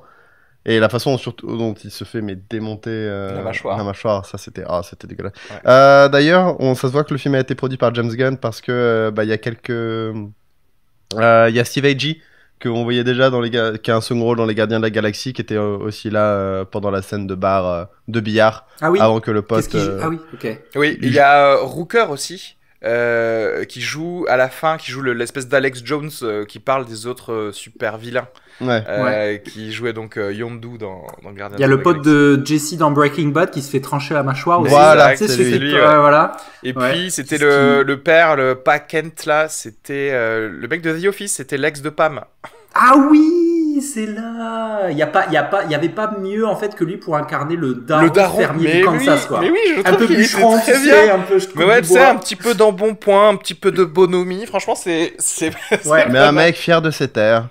Heureux. Ouais. Ah oui, il a un indice bonhomie assez stratosphérique parce qu'il est bien costaud. C'est pas mal du tout. Ouais. Bien ce personnage. Qu'est-ce que vous avez pensé du design tu sais, cette espèce de costume qui se fait un petit peu avec cette espèce de tuyau là? C'était ça pas mal en fait. Ça ressemblait aux ingénieurs dans Alien. Tu sais, leur espèce de trompe là comme ça. Mais c'est dans quoi qu'il y a des trompes aussi? J'ai vu ça quelque part. J'arrive pas à me souvenir où. Hein. Dans Dune. Oui, dans Dune aussi, ouais. Ah ouais, ok, peut-être. Dune, les ingénieurs d'Alien, ouais. Moi, je pensais un petit peu à Cthulhu, finisseur de monde et tout. Cthulhu. Ah oui, possible, ouais, aussi. Écoute, le design, moi j'aime bien que ce soit sa couverture de naissance. Moi j'aime bien ça. Moi j'aime bien les trucs comme ça. Après, bon, ouais, pourquoi pas. Oui, forcément, il faut que ce soit masqué parce qu'il va devenir un super vilain, donc... Et clairement, dans sa vie civile, s'il en a une vie civile, c'est pas du tout le genre de gars qui va porter des lunettes, je pense. J'ai jamais compris ce truc d'identité secrète pour les méchants, parce que à partir du moment où tu prévois de détruire le monde... Oui, tu t'en fous. Vas-y, quoi. Mais ouais, non, mais ça, en vrai, la suite, donc, où il y aura moins, forcément, d'attrait et de psychologie entre les personnages... Attendez, vous croyez vraiment qu'il va y avoir une suite? Franchement, en fait, je sais pas si ça marchait, mais j'aimerais bien. À voir si ça marche ou pas, clairement. Si c'est un bid. Parce que je suis pas sûr que ça coûte très cher. Oui, mais bon, la suite risquerait de coûter cher si effectivement on a. Et je vois pas comment est-ce que tu peux créer de l'empathie. Parce que là, tout le truc, c'était t'essaies quand même d'avoir un peu d'empathie pour la famille, pour les gens un peu autour. Et donc c'est pour ça que ça te fait chier de voir cette famille se déchirer, les gens mourir et tout. Là, je vais avoir du mal à avoir de l'empathie pour le fait qu'ils détruisent le monde. Non, mais ça pourrait être sympa, justement, d'avoir un truc où, comme chaque super vilain veut dominer le monde, ça va finir, en fait, juste en un combat de super vilains pour savoir qui... Et pendant que toi, petit pecno, tu vas être là, tu vas faire, on est niqué quoi qu'il arrive, en fait. C'est-à-dire qui que ce soit. Mais ça peut être... Voilà, on verra. Possible. Bon, est-ce que vous avez autre chose à rajouter sur Brightburn? Non, je suis à sec. On a fait le tour. Pas un film très fort, c'est pas grave si vous le voyez pas. Mais quelle note sur 5 vous donneriez à Brightburn? Moi, je crois que je vais donner 2 miam et demi, on va dire. 2 miams et demi. Le et demi pour le sous-texte Weinstein. Ouais, que tu as vu. Que j'ai vu. Moi, je mets 2. 2 Ok. Moi, je vais partir sur un 3, un bon petit 3, parce que voilà, des bons petits burgers avec de la bonne charolaise au milieu, un truc solide. Un truc solide, mais voilà, parce que je m'attends à avoir de la merde, et j'apprécie, et même si t'as raison, Cyril, de dire que c'est pas à la hauteur de son ambition, j'apprécie la tentative, tu vois, j'apprécie cette tentative-là, donc un bon petit 3 et à conseiller pour un truc sans trop de folie à regarder un samedi soir pour une soirée super-héros ou horreur d'ailleurs, ou les deux, on sait pas. Mais en tout cas, j'espère que on va voir d'autres choses dans ce cross-genre-là, quoi, tu vois. J'ai envie de voir ça autrement ailleurs avec des gars avec des Night Shyamalan. Par contre, j'aimerais que Night Shyamalan il creuse plus l'horreur dans le effectivement une sorte de mini-série de 6 heures ce serait un meilleur format pour ce genre de choses. Ouais. C'est vrai qu'il y a une petite vibe un peu incassable, truc comme ça, ouais, t'as raison. Ouais. Bon, on passe à la release VOD de la semaine, on va parler de Murder Mystery. Est-ce que t'as un petit plot synopsis pour nous? Absolument, Murder Mystery. Alors, ça fait partie du deal d'Adam Sandler parce que Adam Sandler, il vient de re-signer un deal de 4 films avec Netflix et ça fait partie du premier des nouveaux deals en fait, tout simplement. Un deal certainement à 88 millions de dollars. C'est ça. Je crois, alors moi des stats que j'ai vues, entre le 1er juin 2017 et le 1er juin 2018, donc c'est même avant la sortie de ce film, il a gagné 39 millions de dollars. Notamment grâce à ces films-là. Donc, Murder Mystery, réalisé par Kyle Newacek. Le synopsis est assez long. Un policier new-yorkais honore une ancienne promesse et emmène sa femme en voyage en Europe. Au hasard d'une rencontre pendant le vol, le couple se fait convier à une réunion de famille privée sur le yacht luxueux d'un vieux milliardaire du nom de Malcolm Quince. Cependant, lorsque celui-ci est assassiné, les deux invités deviennent les principaux suspects. Tintin, petite bande-annonce.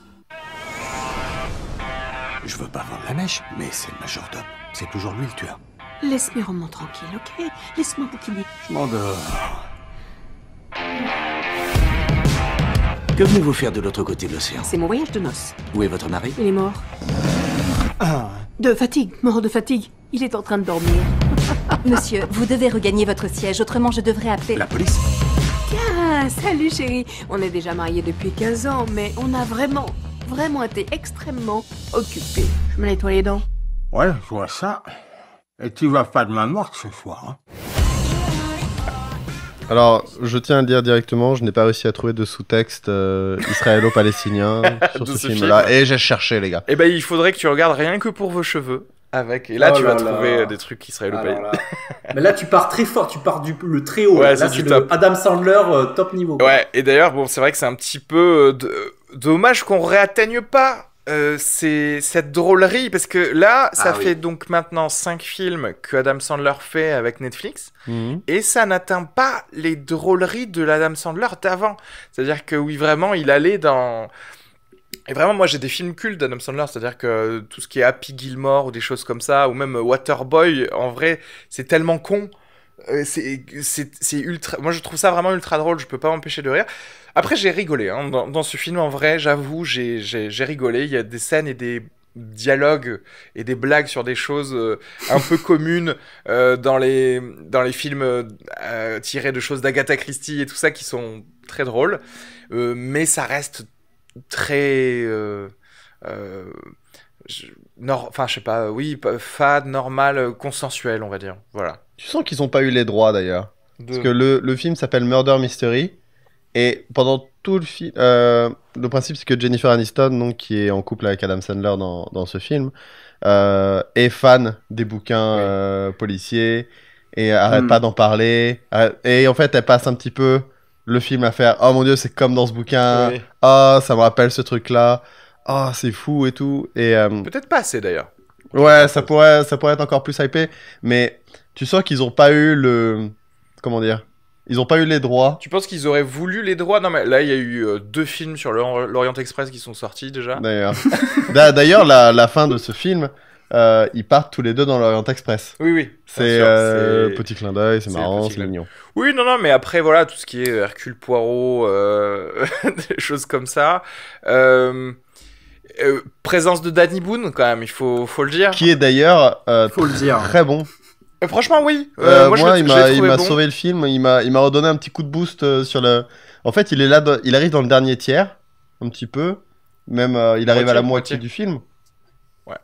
Parce que il donne un coup de boost un petit peu cabotin, un petit peu marrant et tout. Il joue pas mal son rôle, je pense que il délivre assez. Il fait le job, il fait le job. Et puis moi j'ai vraiment aimé. Il a l'air comment dirais-je assez sérieux et assez con pour qu'il soit intéressant à regarder. C'est-à-dire que voilà, dans la deuxième partie du film, j'aime bien les scènes où il est là versus les scènes de simple entre guillemets enquête avec les deux protagonistes. Je sais pas. Il a un anglais plutôt pas mal d'ailleurs. Hein, ouais. Danny Boone quand il a un anglais plutôt pas mal. Ouais. Complètement. Ouais. Après, je trouvais que alors justement, je dis rarement ça, mais peut-être que les personnages étaient pas assez stéréotypés. Je sais pas. En fait, alors qu'ils le sont à balle. Non, mais du couple, je veux dire. Ah. Les autres, c'est normal en fait. Les autres, et d'ailleurs, je sais ce que je préfère en fait, parce que si t'es dans un Cluedo, tu veux que ce soit le colonel avec le chandelier et que le colonel il ait un œil en moins et tout ça. Mais les protagonistes, je sais pas. Il me manquait un truc pour reconnaître un flic, tu vois, un flic de la rue de New York, tu vois, et on te le redonne ça, par exemple, on te fait un petit clin d'œil sur le fait que Jennifer Aniston soit une coiffeuse et c'est grâce à ça qu'elle découvre un indice à la fin, mais et je trouve ça super drôle, mais ça aurait dû être pendant tout le film. Genre, j'aurais adoré qu'elle ait un truc à dire sur les cheveux de tout le monde, tu vois, et que Adam Sandler ait des trucs à dire en tant que flic new-yorkais ou je sais pas quoi, enfin, voilà. Parce que du coup... En fait, je crois que la raison à ça, c'est tout simplement que ils partent pour faire un film sérieux, en fait. C'est juste que on n'est pas du tout dans du foutage de gueule collectif, Je pense que on est au premier degré. Enfin, on est au premier degré dans le projet du film. Oui, tu vois, c'est-à-dire que moi, je passe plutôt un moment agréable dans le film. C'est-à-dire, j'ai regardé ça avec ma wife. On a tous les deux plutôt rigolé. On a tous les deux passé un bon moment. Et moi, j'essaie de voir la genèse du film. Je vois très bien les bureaux de Netflix dans cette espèce de machine, cette machine un petit peu à la Luc Besson, un peu où tu tournes la manivelle et il y a des trucs qui tombent. Et j'aime bien le combo comédie Adam Sandler et Agatha Christie. Franchement, ce combo, je le trouve cool, quoi. Donc j'achète déjà le concept. Après, je trouve que le premier acte est vraiment très bon. C'est-à-dire que quand ça commence, quand l'exposition commence, les personnages, j'accroche direct. Adam Sandler, j'accroche direct, c'est un peu en mode ce flic de hey, what's going on, ce flic un petit peu bof, un petit peu marrant, un petit peu daron sur les bords. J'adore tout ce qui se passe dans l'avion, j'adore quand ils sont en mode first class, coach et tout ça, j'aime trop cette scène.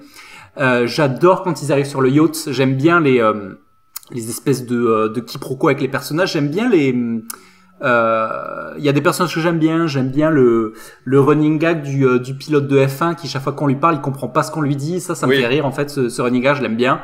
J'aime bien le Maharaja aussi qui troll les gens en faisant croire qu'il est un gars un petit peu mystérieux qu'en fait il est juste un peu en mode déconne tout le temps. J'adore Jay Martleton juste parce que c'est une bombe.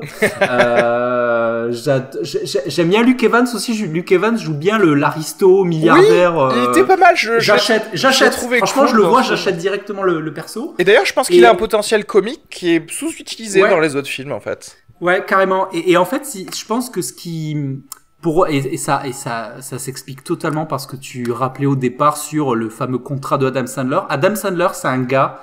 Il est très pro, il arrive, il fait le job, il fait juste ce qu'il a à faire. Il arrive, il met les mains dans les poches, hey, what's going on? Il fait 2-3 vannes. Ouais. Et en fait, il n'y a pas besoin de plus pour honorer son contrat. Et je pense que c'est ça la clé. Il va pas, il va pas chercher à faire. Il va pas chercher à briser un truc. Il va pas à briser le plafond.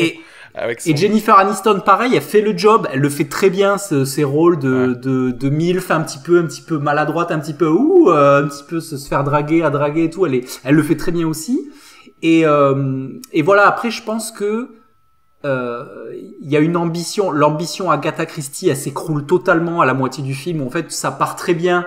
Tu te dis, il y a des gags très drôles, il y a notamment ce gag très marrant qui est dans la bande-annonce, je crois, où ils arrêtent pas de mettre le couteau, de l'enlever, de le remettre. Ça, c'était très drôle. Ça, c'est très drôle. Et en fait, je crois qu'il y a vraiment un écueil scénaristique. En fait, ça tient plus la route parce qu'en fait, ça part en vaudeville, ça part en mode déconne. Oui. Et on a complètement laissé sur le bord de la route les gens qui disaient mais les gars, moi je voulais une histoire bien ficelée en fait, tu vois. Oui. Et là, ça part en mode déconne. Et là, à partir du 3e acte, c'est-à-dire quand ils sont en Italie, je sais plus s'ils sont en Italie ou en Suisse. Ils sont à Monaco et ensuite ils vont en Italie, je crois. Ils vont pas au lac de Com, ils vont au lac de Com, je crois, à un moment. Ouais, je crois qu'ils sont là vers la fin. Et en fait, à partir du moment où ils partent de Monaco, j'accroche plus trop, en fait. Je m'en fous un peu. Baisse de régime. Mais les deux premiers tiers, franchement, je suis à fond. Je suis à fond dedans, je me marre, il y a des très bonnes jokes. Donc plutôt à un moment, en plus j'ai vu, je sais pas si t'as vu que ça a été, un record de views, je crois qu'il y a eu 30 millions de views en un week-end sur Tout à fait, ouais. C'est le record Netflix, en fait. Et voilà, donc du coup, franchement, c'est un film que je conseillerais à toute personne qui a envie d'une bonne petite comédie sans trop de prise de tête, parce que ça reste relativement drôle. Il y a des bonnes jokes, il y a des bonnes blagues, il y a des bonnes vannes. Mais je l'aurais peut-être pas regardé si vous m'aviez pas demandé de le regarder. Mais est-ce que tu regrettes? Honnêtement, non, parce que j'ai passé un bon moment. Honnêtement, rien que pour Danny Boone qui cabotine en inspecteur qui fait des ronds de fumée pas possible, c'est drôle. Ouais. Adam Sandler, honnêtement, premier film avec lui que je regarde. Ah bon? Ouais. Il fait pas vraiment partie de ma culture cinématographique. Ça a été un peu une sorte d'angle mort que j'ai dans la comédie, Adam Sandler. Mais il était très intéressant oui, tu sens qu'il traverse un petit peu son film par la seule force de son charisme et la seule force aussi de l'inertie de sa carrière. Alors, moi, du coup, en fait, moi, c'est ce que c'est-à-dire que j'ai passé j'ai rigolé et en vrai, c'est rare que je rigole quand même. Même en regardant des comédies, il faut que ce soit. Donc voilà, parce que ça m'a surpris. Il y a des bonnes blagues. Il y a tu sais, parce qu'il y a des trucs. En fait, je les vois venir il y a 1000 ans avant. Et là, en fait, c'était con et donc j'aimais bien. Mais en fait. Il y a un truc que je suis obligé de sanctionner, c'est il y a pas d'effort en fait, c'est vrai. En fait, il y a pas d'effort. Ouais. Mais attends, mais en fait, moi il y a tout le monde est en cruising. C'est au moment où il y a le crime, il y a tu sais Adam Sandler, il est avec Jennifer, il dit bon, en fait, il y a une blague où il lui dit de prendre un plat de crevettes. Il dit toi tu prends la mayo et toi tu prends les crevettes. Et en fait, c'est juste ça la blague, je trouve ça vrai. Il y a vraiment des trucs de ce qui est marrant, c'est qu'il joue assez bien le gars qui est en recul par rapport à l'histoire, parce que il est personnage, mais il est aussi ce gars, cette espèce de gars carré qui est devant sa télé qui mange des nuggets, tu vois. Et ça, il le fait super bien. Mais d'ailleurs, justement, il y a des dialogues qui sont fun à propos de ça, c'est-à-dire que, en gros, quand le milliardaire arrive et commence à insulter tous les membres de sa famille, et il se tourne vers Jennifer Aniston et il lui dit putain merci d'être venu sur ce yacht parce que je me régale. Et ils sont en mode je prends des popcorn dans ma propre vie pour regarder ce qui se passe autour. Et je trouve que c'était drôle aussi, mais ça n'empêche pas que moi, j'aurais bien aimé que, bon, tu vois, ils se prennent un petit curonzan le matin avant de tourner et qu'il aille mettre un peu plus d'énergie pour 2-3 blagues en plus. Vous avez pensé quoi de je dirais, de l'alchimie un petit peu justement entre Aniston et Sandler? Parce que je trouvais qu'il y avait c'était pas mal, que c'était bien que justement ces scènes où ils font « Oh putain, c'est ouf ce qui se passe, non ?» Ils sont à deux doigts de faire un regard caméra en disant « On est d'accord, c'est incroyable !» Je pense que la complicité est plutôt pas mal. Après, voilà, c'est le fameux couple qui s'envoie des pics en public, tu sais. Et je trouve que c'était intéressant, ça, d'avoir ce genre de couple, tout en restant quand même aimants l'un avec l'autre. Donc, ouais, c'était sympa. Enfin, j'ai du mal à jauger l'alchimie entre les acteurs dans les films, sauf quand elle me pète aux yeux. Donc là, j'ai pas trop grand chose à... Ouais, c'était bien. Je pense que ça se voyait que bon, ils s'appréciaient quand même. Ils appréciaient un petit peu de jouer ensemble. Mais parce qu'ils étaient en vacances, c'est ça. Et encore une fois, on en revient à mon problème, c'est qu'ils étaient en vacances en fait. C'est que pour eux là, c'était en mode Jen, ça te dit, on se fait un petit film à Monaco en fait. Tu vois, et elle, tout ce qu'elle entend, c'est on va à Monaco tout frais payé. Ben, elle va dire oui, tu vois. Et derrière, elle va jouer sa petite scène du matin, tranquillou. Et après, elle se régale, quoi. Mais honnêtement, belle vie. Je peux pas lui en vouloir. Fantastique. Fonce. Jennifer Aniston. Allez, vas-y. Voilà. Mais encore une fois, c'est ça, c'est très pro, c'est-à-dire que c'est exactement, je sais pas si t'as vu le dernier special de Adam Sandler, c'est ça aussi, il arrive, le gars, il remplit un stade en faisant 2-3 blagues et en jouant un peu de guitare, c'est-à-dire le mec, voilà, il a un tel bagage, il a une telle notoriété en fait, que je pense qu'à l'arrivée, ce gars, il doit avoir quoi? Il doit avoir 45 ans bien pesé, même il doit pas être loin des 50. Oui. Voilà, je pense que c'est humain aussi, t'arrives à un certain âge, voilà, j'ai envie de me la couler douce. Parce que t'as pas vraiment besoin d'en faire plus, tu vois. Ouais, mais son special, moi il je est trouve bien. que éthiquement, c'est de l'irrespect pour moi personnellement. Arrête ce qu'il joue. Parce que moi, tu vois, je vais te dire, Adam Sandler, en fait, en faisant ça, moi, il perd un peu de points de crédit qu'il a, parce que je vais te dire, regarde, l'antithèse de Adam Sandler, c'est Tom Cruise. Tom Cruise, il sait qu'il fait un film. Il y aura de toute façon des millions de personnes qui vont venir le voir, le film. Mais c'est quand même quelqu'un qui va se démener pour avoir les scénaristes ou quoi qui vont faire des trucs, il veut faire des trucs nouveaux et il veut faire ses cascades lui-même et il veut que ça marche et il va pas y aller à juste 70%, tu vois. Il va au moins faire un effort. Et je trouve que s'il y a bien quelque chose à retenir de la scientologie, c'est ça. Oui, tu penses que la hantise de Tom Cruise, c'est de lire une critique en disant Tom Cruise se repose sur ses acquis. J'en suis sûr et certain. J'en suis certain. Et ça, pareil, il y a des... Et moi, ça me gêne... Enfin, moi, ce qui me gêne, c'est que je sais que Adam Sandler, s'il essaye... il peut... Enfin, alors c'est ça le problème, c'est que maintenant, je peux dire peut-être que maintenant qu'il est vu, peut-être qu'il ne peut plus être aussi drôle que ses premiers films, mais je ne le saurais jamais parce qu'il l'essaye même pas, en fait. Alors autant le film alors après, pour amener un petit contrepoids à ce que tu dis, c'est quand même pas mal parce que le film qu'il a fait avant avec Chris Rock, c'était de la grosse merde. Hein. Wedding Off, là, c'est ça. Où ils jouent tous les deux des beaux-pères, c'est un mariage en fait. Et je me suis rarement fait chier devant une comédie avec des poids lourds comiques comme ça. Hein. Mais ouais, non, mais et ça, je comprends pas en fait que tu puisses être des gens aussi drôles dans la vie et que tu lises pas un scénario comme ça en disant ouais, ok, mais il manque 2 blagues par page en fait. Mais oui, c'est ça. Ouais. Et du coup, voilà, quand on aura fini d'enregistrer ce podcast, moi, je vais me faire un lunch devant rien que pour vos cheveux parce que j'ai envie de punch, tu vois. Et donc, du coup, pour Cyril et les autres, si vous avez pas vu rien que pour vos cheveux, si vous avez pas vu Funny People aussi, qui est un autre penchant de la capacité de Adam Sandler à être drôle de façon très subtile, il y a vraiment il y a des poids lourds aussi à ne pas manquer à ce niveau-là. Mais voilà, ça reste quand même, il y a, voilà, Jennifer Aniston, je la trouve très bien en comédie, quoi. Tu vois, un petit peu comme elle est pas aussi bien Horrible que dans, Bosses. Dans Horrible Bosses, elle est géniale parce que vraiment, elle va super loin dans son personnage, tu vois. C'est parce que ça a été écrit en faisant des efforts aussi, tu vois.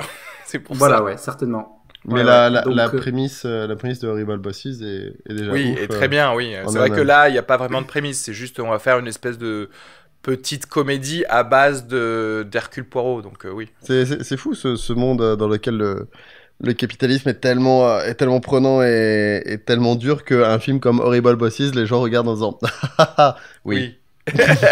Tuer son patron, c'est clair. Ouais, mais ça, les Américains, ils peuvent le faire que dans un film parce que derrière, ils sont trop fans du capitalisme, tu vois. Pour le faire. Après pour le faire ça devient malaisant, tu sais. Ok. Donc, on lui donne un score à Horrible Bosses. Yes. Allez. Murder Mystery. Moi, j'ai bien aimé, honnêtement. J'ai préféré par rapport à... Je mets un 3 sur 5. C'est un bon film qui, pour le coup, m'a pas menti, en fait. Il m'a dit, voici le film que ce sera. Et c'est effectivement ça, j'ai eu des bonnes surprises. J'ai trouvé que la scène de course-poursuite, on n'en a pas parlé, à ma scène de course-poursuite en voiture, vachement bien filmée. Il y a eu quelques plans qui étaient très agréables, très bien. J'étais assez surpris. Et en plus, la joke de faire conduire par Jennifer Aniston était, je crois, déjà dans le trailer. Mais quand je l'ai revu, ça m'a fait marrer. Parce que c'est vraiment subversif par rapport à l'attente. Et c'est tout ce que j'attends d'une bonne comédie. Ok. Après voilà, donc moi, il y a 2 choses. Première chose, c'est que je crois que je vais partir un peu comme toi, c'est-à-dire sur du 3. Après, c'est quand même con parce que ça te laisse un petit peu, c'est un peu sceptique par rapport à la qualité générale, mais malgré tout, ça reste quand même un cran au-dessus de globalement les films Netflix en général, tu vois, en termes de qualité d'entertaining, tu vois. Donc c'est un peu con parce que c'est pas mal et c'est encore un petit peu mieux que ce qui se fait d'habitude.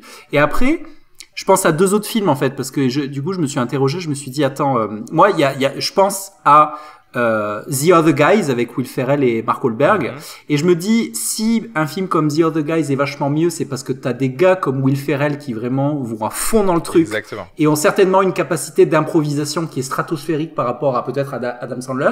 Et je pense aussi, ce film il m'a beaucoup fait penser à Spy avec Melissa McCarthy et qui est beaucoup mieux en fait, qui est beaucoup mieux parce que tu vas avoir du Jason Statham qui fait de la grosse autodérision et pareil Melissa McCarthy à mon avis s'investit beaucoup plus dans ce que peut représenter son personnage et son image, etc. Donc, une fois que j'ai dit ça, je dirais pareil, voilà, je vais mettre 3,5 à ce film. 3,5, 3 burgers et quelques tranches de bacon parce que franchement, ça fait le job. C'est-à-dire que si tu veux, c'est exactement ce que tu disais, Cyril, par rapport au package, on te ment pas sur la marchandise, quoi. Oui. C'est-à-dire, c'est exactement ce que t'auras. Et tu passes une bonne soirée, tu t'as consommé ton truc, tu passes une bonne soirée, donc voilà, un bon petit 3,5. Dans le sens, enfin, c'est intéressant ce que tu dis sur Melissa McCarthy. En fait, de la comédie, il y a énormément de choses que tu peux faire pour faire rire. Là, par exemple, il n'y a absolument pas d'humour physique. Il n'y a pas il y a pas eu non plus de blagues vraiment pipi caca ou quoi que ce soit. Ça a été vraiment des vannes de dialogue et c'est tout. Il n'y a pas eu, vraiment ça. Il n'y a pas eu de. Ils auraient pu au lieu à la fin de faire entrer la voiture du méchant dans une statue, la faire entrer dans une fosse à purin ou un truc comme ça. Genre, alors il y a eu un seul truc peut-être on va dire physique slash situationnel, c'était le truc du couteau, déjà. Oui, le truc du couteau. Et puis je sais pas pourquoi moi ça m'a fait vraiment marrer un moment. Enfin le personnage d'Adam Sandler est très mauvais tireur en fait. Mais par contre, quand il a envoyé une assiette, il l'a envoyé pile dans la tête du méchant. Et ça je me suis marré. Ouais. Ou juste de dire, sa femme est prise en otage, et il tire le méchant dans le bras. Oui. Et il dit, en fait, je visais le pied. Moi, c'est une très bonne joke. Toi, ça te suffit, ça. Grave, ça me fait doucement marrer. Du coup, sur l'humour que tu dis, l'humour physique, alors moi, du coup, encore une fois, hashtag, je donne mon idée, hashtag si des producteurs m'écoutent, mais franchement, il faut parce qu'en fait, ce qui a fait la notoriété de Adam Sandler dans les années 90 aussi, c'est cet humour un petit peu gesticulant, quoi, d'humour ultra physique où il y a des tatanes et tout. Et est-ce que tu prendrais pas un personnage à la rien que pour vos cheveux, ce personnage-là, et tu le mets dans un monde Agatha Christie, tu vois, donc t'as l'espèce de rencontre d'un truc policier avec un gars qui fait hey, what's going on, qui met des gifles avec ses pieds comme ça. Là, tu vois, exactement. Mais c'est tout comme Brightburn. Moi, je suis pour le mix des genres. Et en fait, là, ce que tu décris, c'est un film de super-héros, parce que n'oublions pas que Zohan, c'est un super-héros. Le mec, il nage avec les dauphins, et il évite les balles et tout. Donc, moi, je suis totalement pour ça, spécialement quand on c'est dans la comédie, et que du coup, il y a zéro limite. Parce que là, c'est vrai que tu vois, t'as un Zohan, je sais même pas pourquoi ils l'ont pas décliné en 1000 trucs, tu sais, Zohan au pôle Nord, Zohan... tu vois, mais c'est vrai. Et... Zohan contre la mafia et ouais, non, mais... Zohan pendant la révolution industrielle. Mais putain, Zohan voyage dans le temps, putain, ça ce serait très très drôle. Putain, voir Zohan en guerre de 39-45 pour le coup, ça peut être vraiment ouf. Mais bon. Donc tu mettrais combien à Reski du coup? Bah écoutez, c'est difficile parce que moi en vrai, bon.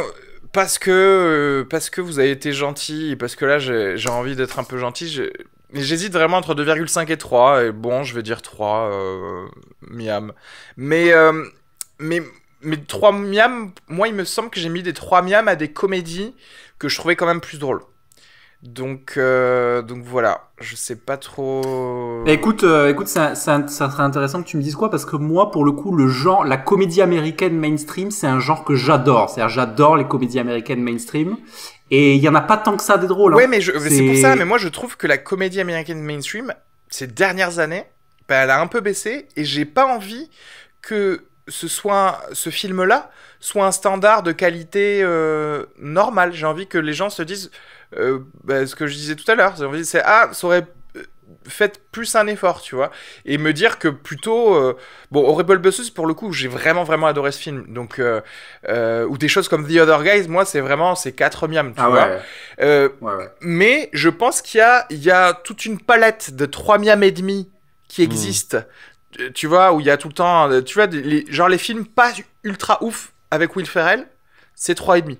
C'est-à-dire, mais parce que c'est très drôle, c'est plus drôle qu'un truc où il n'y a pas eu d'effort, et donc voilà. Bon, bref. J'aimerais avant de conclure sur finalement Brightburn et Murder Mystery, j'aimerais qu'on fasse un petit point dentiste. Parce que les deux films, alors dans Brightburn, on a une séquence de brossage de dents.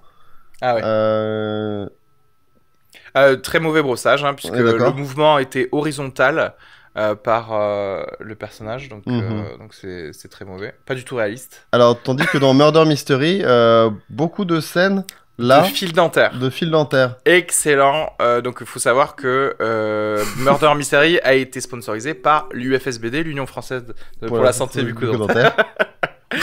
Pour que les Français sachent enfin qu'il faut utiliser du fil dentaire. Donc voilà, s'il y a bien un truc à retenir de tout ça...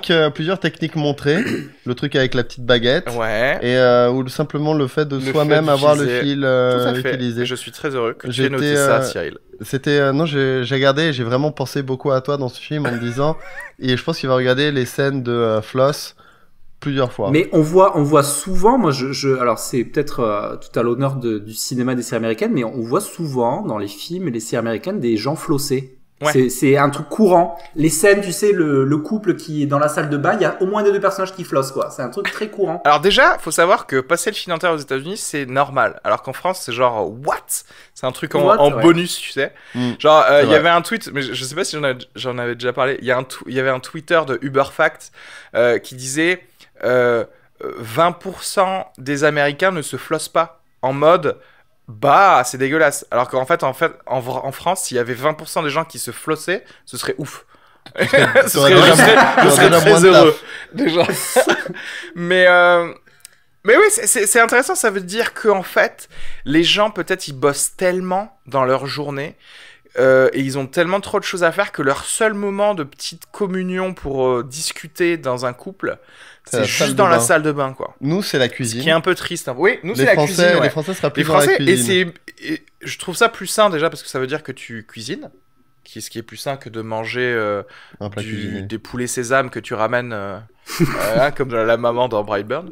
Mais, non, mais c'est triste, parce que ça veut dire qu'en gros, ton seul temps que tu passes en famille avec ta femme ou ton mari, c'est pendant 3 minutes et après tu vas direct dormir en fait. Ça c'est bien passé. On va clôturer cet épisode avec une dernière petite rubrique VO, enfin ce que vous avez vu récemment, et du coup il y a un segue qui est pas mal puisque j'avais envie très rapidement parce qu'on l'a déjà fait en off, de parler de Always Be My Maybe, la tentative comédie avec l'excellente humoriste Ali Wong. Yes. Et du coup donc là moi j'ai plutôt bien aimé ce film. Vite fait le pitch, c'est Ali Wong, le film commence, elle a 17 ans, elle est avec son crush du lycée, donc ils sont très fans, ils sont amoureux ensemble, et en gros ils vont se retrouver 20 ans après ou 15 ans après, où elle est devenue une espèce de, tu sais, ces personnages de chef californien multistar qui ouvre plein de restaurants, et en fait, et son mec entre-temps, son crush du lycée est un gars normal qui installe des clims, et donc le sujet du film, ça va être, est-ce que on peut être amoureux, donc c'est une espèce de comédie romantique un petit peu mainstream, tout ça, que j'ai bien aimé. Et donc du coup, tu vois, ça fait le segue tout trouvé, parce que tu disais, il y a tout un tas d'autres films que je pourrais bien noter. Est-ce que toi, ce film Always Be My Maybe, c'est un film que tu classerais dans ces bonnes comédies, ou c'est encore pas suffisant? Oui, si, enfin, parce que pour le coup, là pour ce film, je lui ai mis 3 miams, mais voilà, je valide les 3 miams. J'ai pas hésité avec 2,5, tu vois, dans le sens où, bah déjà, alors parlons juste de l'apparence du film. C'est un film où pour une fois on voit des minorités, des asiatiques, Voilà. En fait. Contrairement à un film comme Crazy Rich Asians, par exemple, pour le coup, ce film-là, Always Be My Maybe, c'est juste une bonne comédie. C'est-à-dire que c'est pas un truc où on force, j'ai l'impression qu'on force de la représentativité. Il y a de la représentativité et c'est une bonne comédie. Voilà.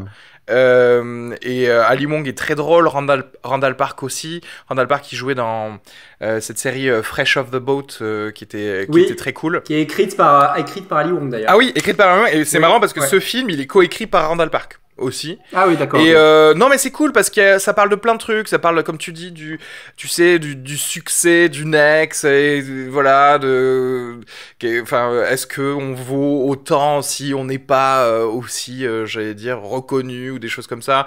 J'aime bien les milieux dans lesquels on évolue. Je peux pas m'empêcher quand même de sourire un peu sur le caméo de Keanu Reeves dans ce film, c'est un peu con. C'est pas c'est pas oufissime, c'est gentillet, tu vois, tu sais que c'est une comédie romantique gentillette là, comme tu disais Cyril, c'est l'effet pas de mensonge sur le sur le produit et voilà, il y a assez de drôlerie, il y a assez en fait de personnages intéressant. Voilà, moi j'aime bien la nouvelle petite amie de Randall Park qui est en mode, tu sais, ultra vegan et tout ça. Et voilà, c'est plutôt drôle. Est-ce que t'as vu du coup qu'il y a la branche française de Crazy Rich Asians qui est en train de s'ouvrir, puisqu'il y a un film qui est sorti hier qui s'appelle Made in China, un film français. Tout à fait. Qui est un petit peu un espèce de spin-off dans l'idée de qu'est-ce qu'on a fait au bon Dieu. Ah, mais c'est même pas dans l'idée, c'est un spin-off. Je crois que c'est le même personnage, donc dans le clavier universe. Ouais, dans le clavierverse. Dans le clavier cinématique. Dans le Philippe Chauveron, c'est ça, c'est Philippe Chauveron cinématique. Ouais, non mais alors ça, bon, j'avoue, je l'ai pas vu, donc je peux pas cracher dessus, mais comment te dire? Parce que moi j'ai vu et du coup ça fait une transition pas mal aussi, parce que j'ai vu, c'est dans les nouveautés VOD du moment, ça sort en Blu-ray et sur tous les trucs dématérialisés. J'ai vu Qu'est-ce qu'on a encore fait au bon Dieu, que je n'avais pas vu. Ah, tu l'as vu du coup? Oui, je l'ai vu du coup, qu'on a vu avec Sophie aussi. C'est marrant parce que si tu veux voir un film, si tu veux voir la flemme incarnée dans un film, j'ai jamais vu un film aussi flemmard dans un 2, en fait. C'est-à-dire que non seulement c'est la même histoire, c'est-à-dire c'est tellement flemmard que ils ont pris le script du 1, ils ont mis un peu de blanco et ils ont juste changé des trucs. Et c'est à tel point que ils vont même faire des mêmes plans dans le où tu sais, il y a le petit happy ending où tout le monde danse dans la propriété bourgeoise de Christian Clavier avec les mêmes travelling de grue de caméra. D'accord. C'est franchement vraiment très très bof quoi. Franchement, j'étais autant bien. Dans le 1, tu vois, il y a moyen de ils vont assez loin dans les stéréotypes et le racisme ordinaire pour pouvoir que ce soit marrant. Et là du coup ça c'est un cran en dessous, donc c'est juste un peu boring quoi. Et il y a pas Keanu Reeves. Déjà. Il y a pas Keanu Reeves. Et il y a un truc que je le hais du plus profond de moi-même. C'est juste, alors du coup ça fait chier parce que je vais cracher sur un film que j'ai pas vu. Ne faites pas ça à la maison. Mais le truc de Made in China, j'ai l'impression que du coup je vois pas pourquoi ils ont été racistes dans 2 films et ils seraient pas racistes là, et donc de faire regarder, on ne peut pas être raciste parce qu'on fait un film avec de la représentativité de minorité, mais quand même d'avoir du racisme ordinaire dedans en fait. Et ça genre, enfin, pour moi, c'est genre le cheval de Troie du racisme chiracien. Tu vois ce que je veux dire ou pas? C'est genre, regardez, il y a du bruit et de l'odeur, mais quand même, ils sont gentils. Et ça, j'ai envie de gifler les gens, quoi. Mais de toute façon, franchement, en vrai, vu la... C'est pour ça que le parallèle est intéressant à faire avec Always Be My Baby, parce que tu l'as dit, et c'est... En fait, c'est pas un détail d'arriver à avoir une comédie romantique mainstream qu'avec une minorité, parce que c'est normal en fait, tu vois. Et nous, on n'en est pas du tout là, en fait. Sur le package, on pense que c'est ça, mais en vrai, comme tu disais, c'est juste des sous-branches, des sous-spin-offs de trucs ordinaires, en fait, tu vois. Et c'est pour ça que le gap est quand même assez énorme. Absolument. Et d'ailleurs, en fait, moi, je dis pas ça, pour le coup, on va revenir à mes façons de structurer les films. Je dis pas, faites un bon film et il se trouve que votre protagoniste est un Asiatique. Parce qu'en fait, dans Always Me, My Maybe, il y a des discussions sur la culture, en fait, sur le fait que, t'as appris à parler chinois, alors que, tu vois, nos parents nous ont pas appris à parler chinois, ou des choses comme ça, tu vois. Et donc, il y a des trucs d'immigration et de choses comme ça qui sont relevés. Pour le coup, c'est pas le sujet du film, mais je trouve que c'est bien fait parce que ça rentre dans la normalité de discussion entre personnages.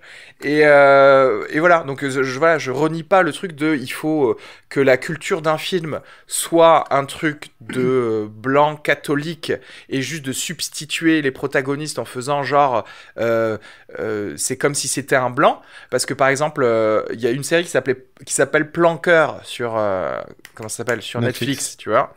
Et l'héroïne, elle est métisse. Et en fait, dans cette série, à aucun moment, on adresse le fait... Enfin, genre, tu vois... Et il y a ça. Et en fait, en vrai, non, je suis désolé, il y a quand même une implication qui peut exister même de manière ultra minime. Fais attention, ma femme adore cette série, moi je la trouve plutôt pas mal. Non, mais il peut y avoir une implication, ne serait-ce qu'un petit peu minime, sur le fait de dire, bah ouais, je n'ai pas forcément exactement la même vie que si la protagoniste était une rousse, tu vois. Enfin bref, voilà, c'était juste pour dire que, voilà, Always Be My Baby, et c'est pour ça que je trouve que c'est un plutôt bon film, ça le faisait bien en fait, voilà. Cyril, est-ce que tu as vu récemment des films que tu aurais envie de partager, que ce soit au cinéma ou en VOD ? En VOD, j'ai eu le plaisir de revoir, parce que j'avais téléchargé un screener à l'époque, le film des Lonely Island, qui s'appelle Popstar. Never Stop, Never Stopping. Never Stop Stopping. Never Stopping, Stop Stop. Qui est, pour ceux qui connaissent les Lonely Island, c'est 3 gars du SNL avec Andy Samberg, Jorma Taccone et Akiva Schaffer. 2 étaient surtout writers au SNL et Andy Samberg, il est connu maintenant pour jouer le rôle principal dans la série Brooklyn Nine-Nine. Et c'est une parodie des documentaires qu'il y a pu avoir sur Justin Bieber, Katy Perry, Taylor Swift, c'est une très très très bonne comédie. C'est un peu la même suite que Hot Rod. Ça avait été la même team derrière ça. C'est tellement bien, c'est tellement drôle et ça me fait tellement plaisir de voir ça. Moi c'est mon truc avec 4,5 de miam si c'est l'échelle que vous utilisez. C'est vraiment juste un énorme plaisir parce que la réalisation est bien et comme c'est un film musical, les chansons sont très débiles mais extrêmement bien faites. Moi je les réécoute et c'est un vrai bonheur. J'aime beaucoup la comédie sous forme de musique et quand c'est bien fait, parce que ils se moquent pas du style de musique, ils font des chansons marrantes en utilisant ce style de musique. Okay. Donc voilà. Est-ce que c'est aussi, je l'ai pas vu du coup, mais moi j'avais énormément aimé. Donc est-ce que c'est aussi marrant que celui dans le monde du tennis, qui est vachement marrant? Ah, le film HBO. Alors moi je vais te dire, moi autant je suis un fan absolu de Hot Rod parce que je trouve ça vraiment génial. J'adore les gens un peu débiles, voilà, qui font des cascades et tout ça. Et moi, bizarrement, ce film, en fait, c'est Fatal. Ce film, c'est Fatal. Et je préfère Fatal. Fatal, c'est plus drôle que Popstar. Cela dit, c'est vrai que oui, il y a énormément J'ai vu un truc récemment, et pareil, c'est les Lonely Island aussi. C'est un truc qui est sur Netflix, qui est un truc qui dure à peu près 30-40 minutes. Ça s'appelle The Unauthorized Bash Brothers Experience, où en gros, c'est un délire complet des Lonely Island sur 2 baseballeurs professionnels des années 90 qui ont été chopés pour utilisation de stéroïdes à l'époque. Et c'est une expérience musico-comique d'une demi-heure où donc les gens ils se sont fait plaisir, ils ont fait plusieurs musiques et plusieurs chansons en créant une mythologie de ces deux personnes donc qui ont vraiment existé, et j'ai trouvé ça très drôle, et j'ai trouvé ça assez couillu de dire voilà, on va prendre cet épisode de l'histoire avec deux joueurs de baseball et on va déconner dessus. C'est vraiment pour eux, tu sens vraiment qu'ils se sont fait juste plaisir pour eux. Et oui, enfin, pour eux, j'avoue que oui, je pense que c'était pour la déconne pour eux, mais tu sens que là, par contre, on parlait d'efforts tout à l'heure, là, c'est vraiment incroyable, c'est-à-dire que là, il y a des guest stars, il y a des fonds verts, il y a des clips qui ont été faits, c'est vraiment très drôle. Voilà. Alright. Donc juste, je rappelle que dans les sorties, parce que moi je me le suis commandé en UHD 4K, qu'on a Le Chant du Loup là qui sort. Donc tous ceux qui l'ont pas vu, allez le voir et allez écouter l'épisode sur Le Chant du Loup. Il y a des petites sorties françaises aussi pas mal. Un amour impossible avec Virginie Efira. Il y a aussi Une intime conviction qui est trop bien avec Olivier Gourmet et Marina Foïs, sur un procès qui s'est tenu aux Assises d'Albi d'ailleurs, où Olivier Gourmet joue Dupond-Moretti et Marina Foïs joue une meuf qui l'a un peu aidé pendant un procès. C'est génial. En termes de, si vous aimez les petits thrillers juridiques, ça vous plaira bien. Moi perso, je me suis refait très récemment avec grand plaisir parce que je sais pas si t'as vu, mais dimanche dernier, France 2 nous a proposé une petite soirée Verhoeven, donc il y avait Elle suivi de Basic Instinct, donc je me suis refait tout ça avec grand plaisir. Et donc du coup là évidemment je suis reparti dans le cercle, j'ai acheté Showgirls, enfin voilà, je me refais tout ça. Et en revoyant Basic Instinct, je me rappelais pas à quel point c'était bien et à quel point on était dans du Verhoeven dans toute sa splendeur, qui te fait croire qu'il fait un truc mais en fait il fait pas vraiment ce qu'il avait promis au studio. Et le gars, il arrive, je me rappelais pas à quel point Michael Douglas dans ce film, il a envie de baiser tout ce qui bouge en fait. C'est-à-dire que le gars, il rentre dans un bureau, il a envie de baiser un ordinateur qui est sur la table, il est tout le temps en mode les yeux injectés de sang, tu vois, en mode pervers. Et c'était très cool en fait parce que en revoyant ce film, il y a plein de trucs que j'avais pas vu, des trucs de second degré, des trucs de personnages qui se moquent un peu du genre policier, tu sais, à leur manière, les flics quand ils parlent entre eux, etc. Et vraiment, c'était génial, quoi. C'était génial de revoir. Puis en plus, comme on est très dans une mood années 90 esthétique en ce moment, c'est très cool de revoir des films des années 90 en ce moment. Et Showgirls aussi, d'ailleurs, c'est très bien. Mais voilà, c'était cool de revoir ça à la télé. Donc je me suis bien régalé. Et dernier truc que j'ai vu en VOD, parce que ça vient juste de sortir aussi, c'est Glass, que j'avais pas vu, de Night Shyamalan. Alors je sais pas si vous l'avez vu. Alors moi perso, j'étais plutôt déçu. Je sais pas ce que t'en as pensé. Moi, j'ai trouvé ça. J'ai pas compris en fait ce qu'il voulait faire dans ce film. C'est-à-dire que j'aime bien le prémisse, tu vois, le premier acte, ça commence, et à partir du moment où ils commencent à se battre entre eux, j'ai pas compris ce qui se passe, je me suis ennuyé en fait. Alors je sais pas ce que vous en avez pensé, si vous l'avez vu. Alors Glass, c'est le dernier, oui, ok. Bah moi je l'ai trouvé quand même un cran en dessous de Split, tout simplement. Oui, voilà, ok. Après, j'ai quand même bien aimé. J'essaie de me rappeler. C'est un film pour le coup où j'avais aussi trouvé un sous-texte parce que Split, il y avait déjà un sous-texte où en fait Shyamalan parlait de sa vie en tant que réalisateur, je pense. Tu vois, il y avait tout le truc de tu dois souffrir avant de te révéler toi-même. Et je pense que clairement dans Split, il parlait de sa descente entre guillemets descente aux enfers de quand ça a pas marché en fait, quand il a fait des films de merde quoi, et que voilà, ce personnage ça signifiait ça, et là il signifiait d'autres trucs, toujours j'ai l'impression dans le monde du cinéma où en gros il y a des gens qui ne croient pas en toi, il y a des gens qui croient en toi, etc. Il y avait des choses ultra intéressantes je trouvais avec la psychiatre justement, le fait que voilà, est-ce que tu es un super-héros parce que tu crois que tu es un super-héros, ou est-ce que tu es un super-héros parce que tu arrives vraiment à faire des choses. Enfin, c'est très intéressant en fait, tout ça. Je sais pas si j'ai l'impression d'en avoir déjà parlé. Je sais pas si on en avait parlé, peut-être dans un fin de séance ou peut-être dans Troisième Rang, le podcast. Bon, bref. Mais oui, on va dire que globalement, une fin un petit peu trop à l'arrache, moi je trouve. Voilà, pour Glass. Alors que d'habitude... Alors que justement, d'habitude, tout à fait, les fins de Shyamalan sont très polies. Et sont bien pensées sur le tout. Là, je trouvais que la fin était un peu tirée par les cheveux. Et c'est dommage. C'est d'autant plus dommage que c'est censé, je pense, clôturer, en fait, tout le incassable universe. Donc, j'aurais plus aimé une belle fin... Qui ferme les nœuds, tu vois, un peu comme comment ça s'appelle, un peu comme la fin de Dark Knight Rises, tu vois, où tu te dis oui, enfin, vous avez bien construit votre truc, quoi.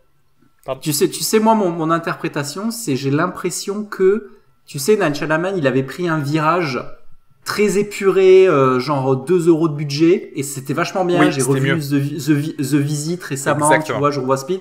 Et là, t'as vu, il repart un petit peu dans, il y a du budget, il y a des acteurs, et là, tu vois ce que je veux dire? Je suis totalement d'accord. En fait, il faut, peut-être que... Ne lui donnez pas de l'argent.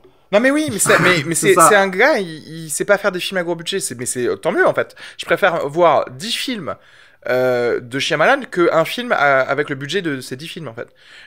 Tu vois, parce qu'Avatar, le dernier maître de l'air, qui est un substrat de ouf, le dessin animé c'est un des trucs les mieux écrits qui existent peut-être en ce moment sur Netflix, mais le film c'est vraiment pourri, et donc voilà.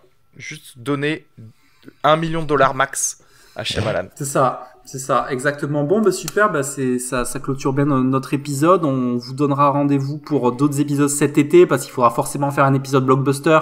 Il faudra avoir à débattre si est-ce qu'on fait la grosse comédie française de l'été, Ibiza avec Christian Clavier, est-ce qu'on l'a fait avec Joe Star? Est-ce que Joe Star et Christian Clavier à Ibiza, est-ce que ça vous fait rêver ou pas?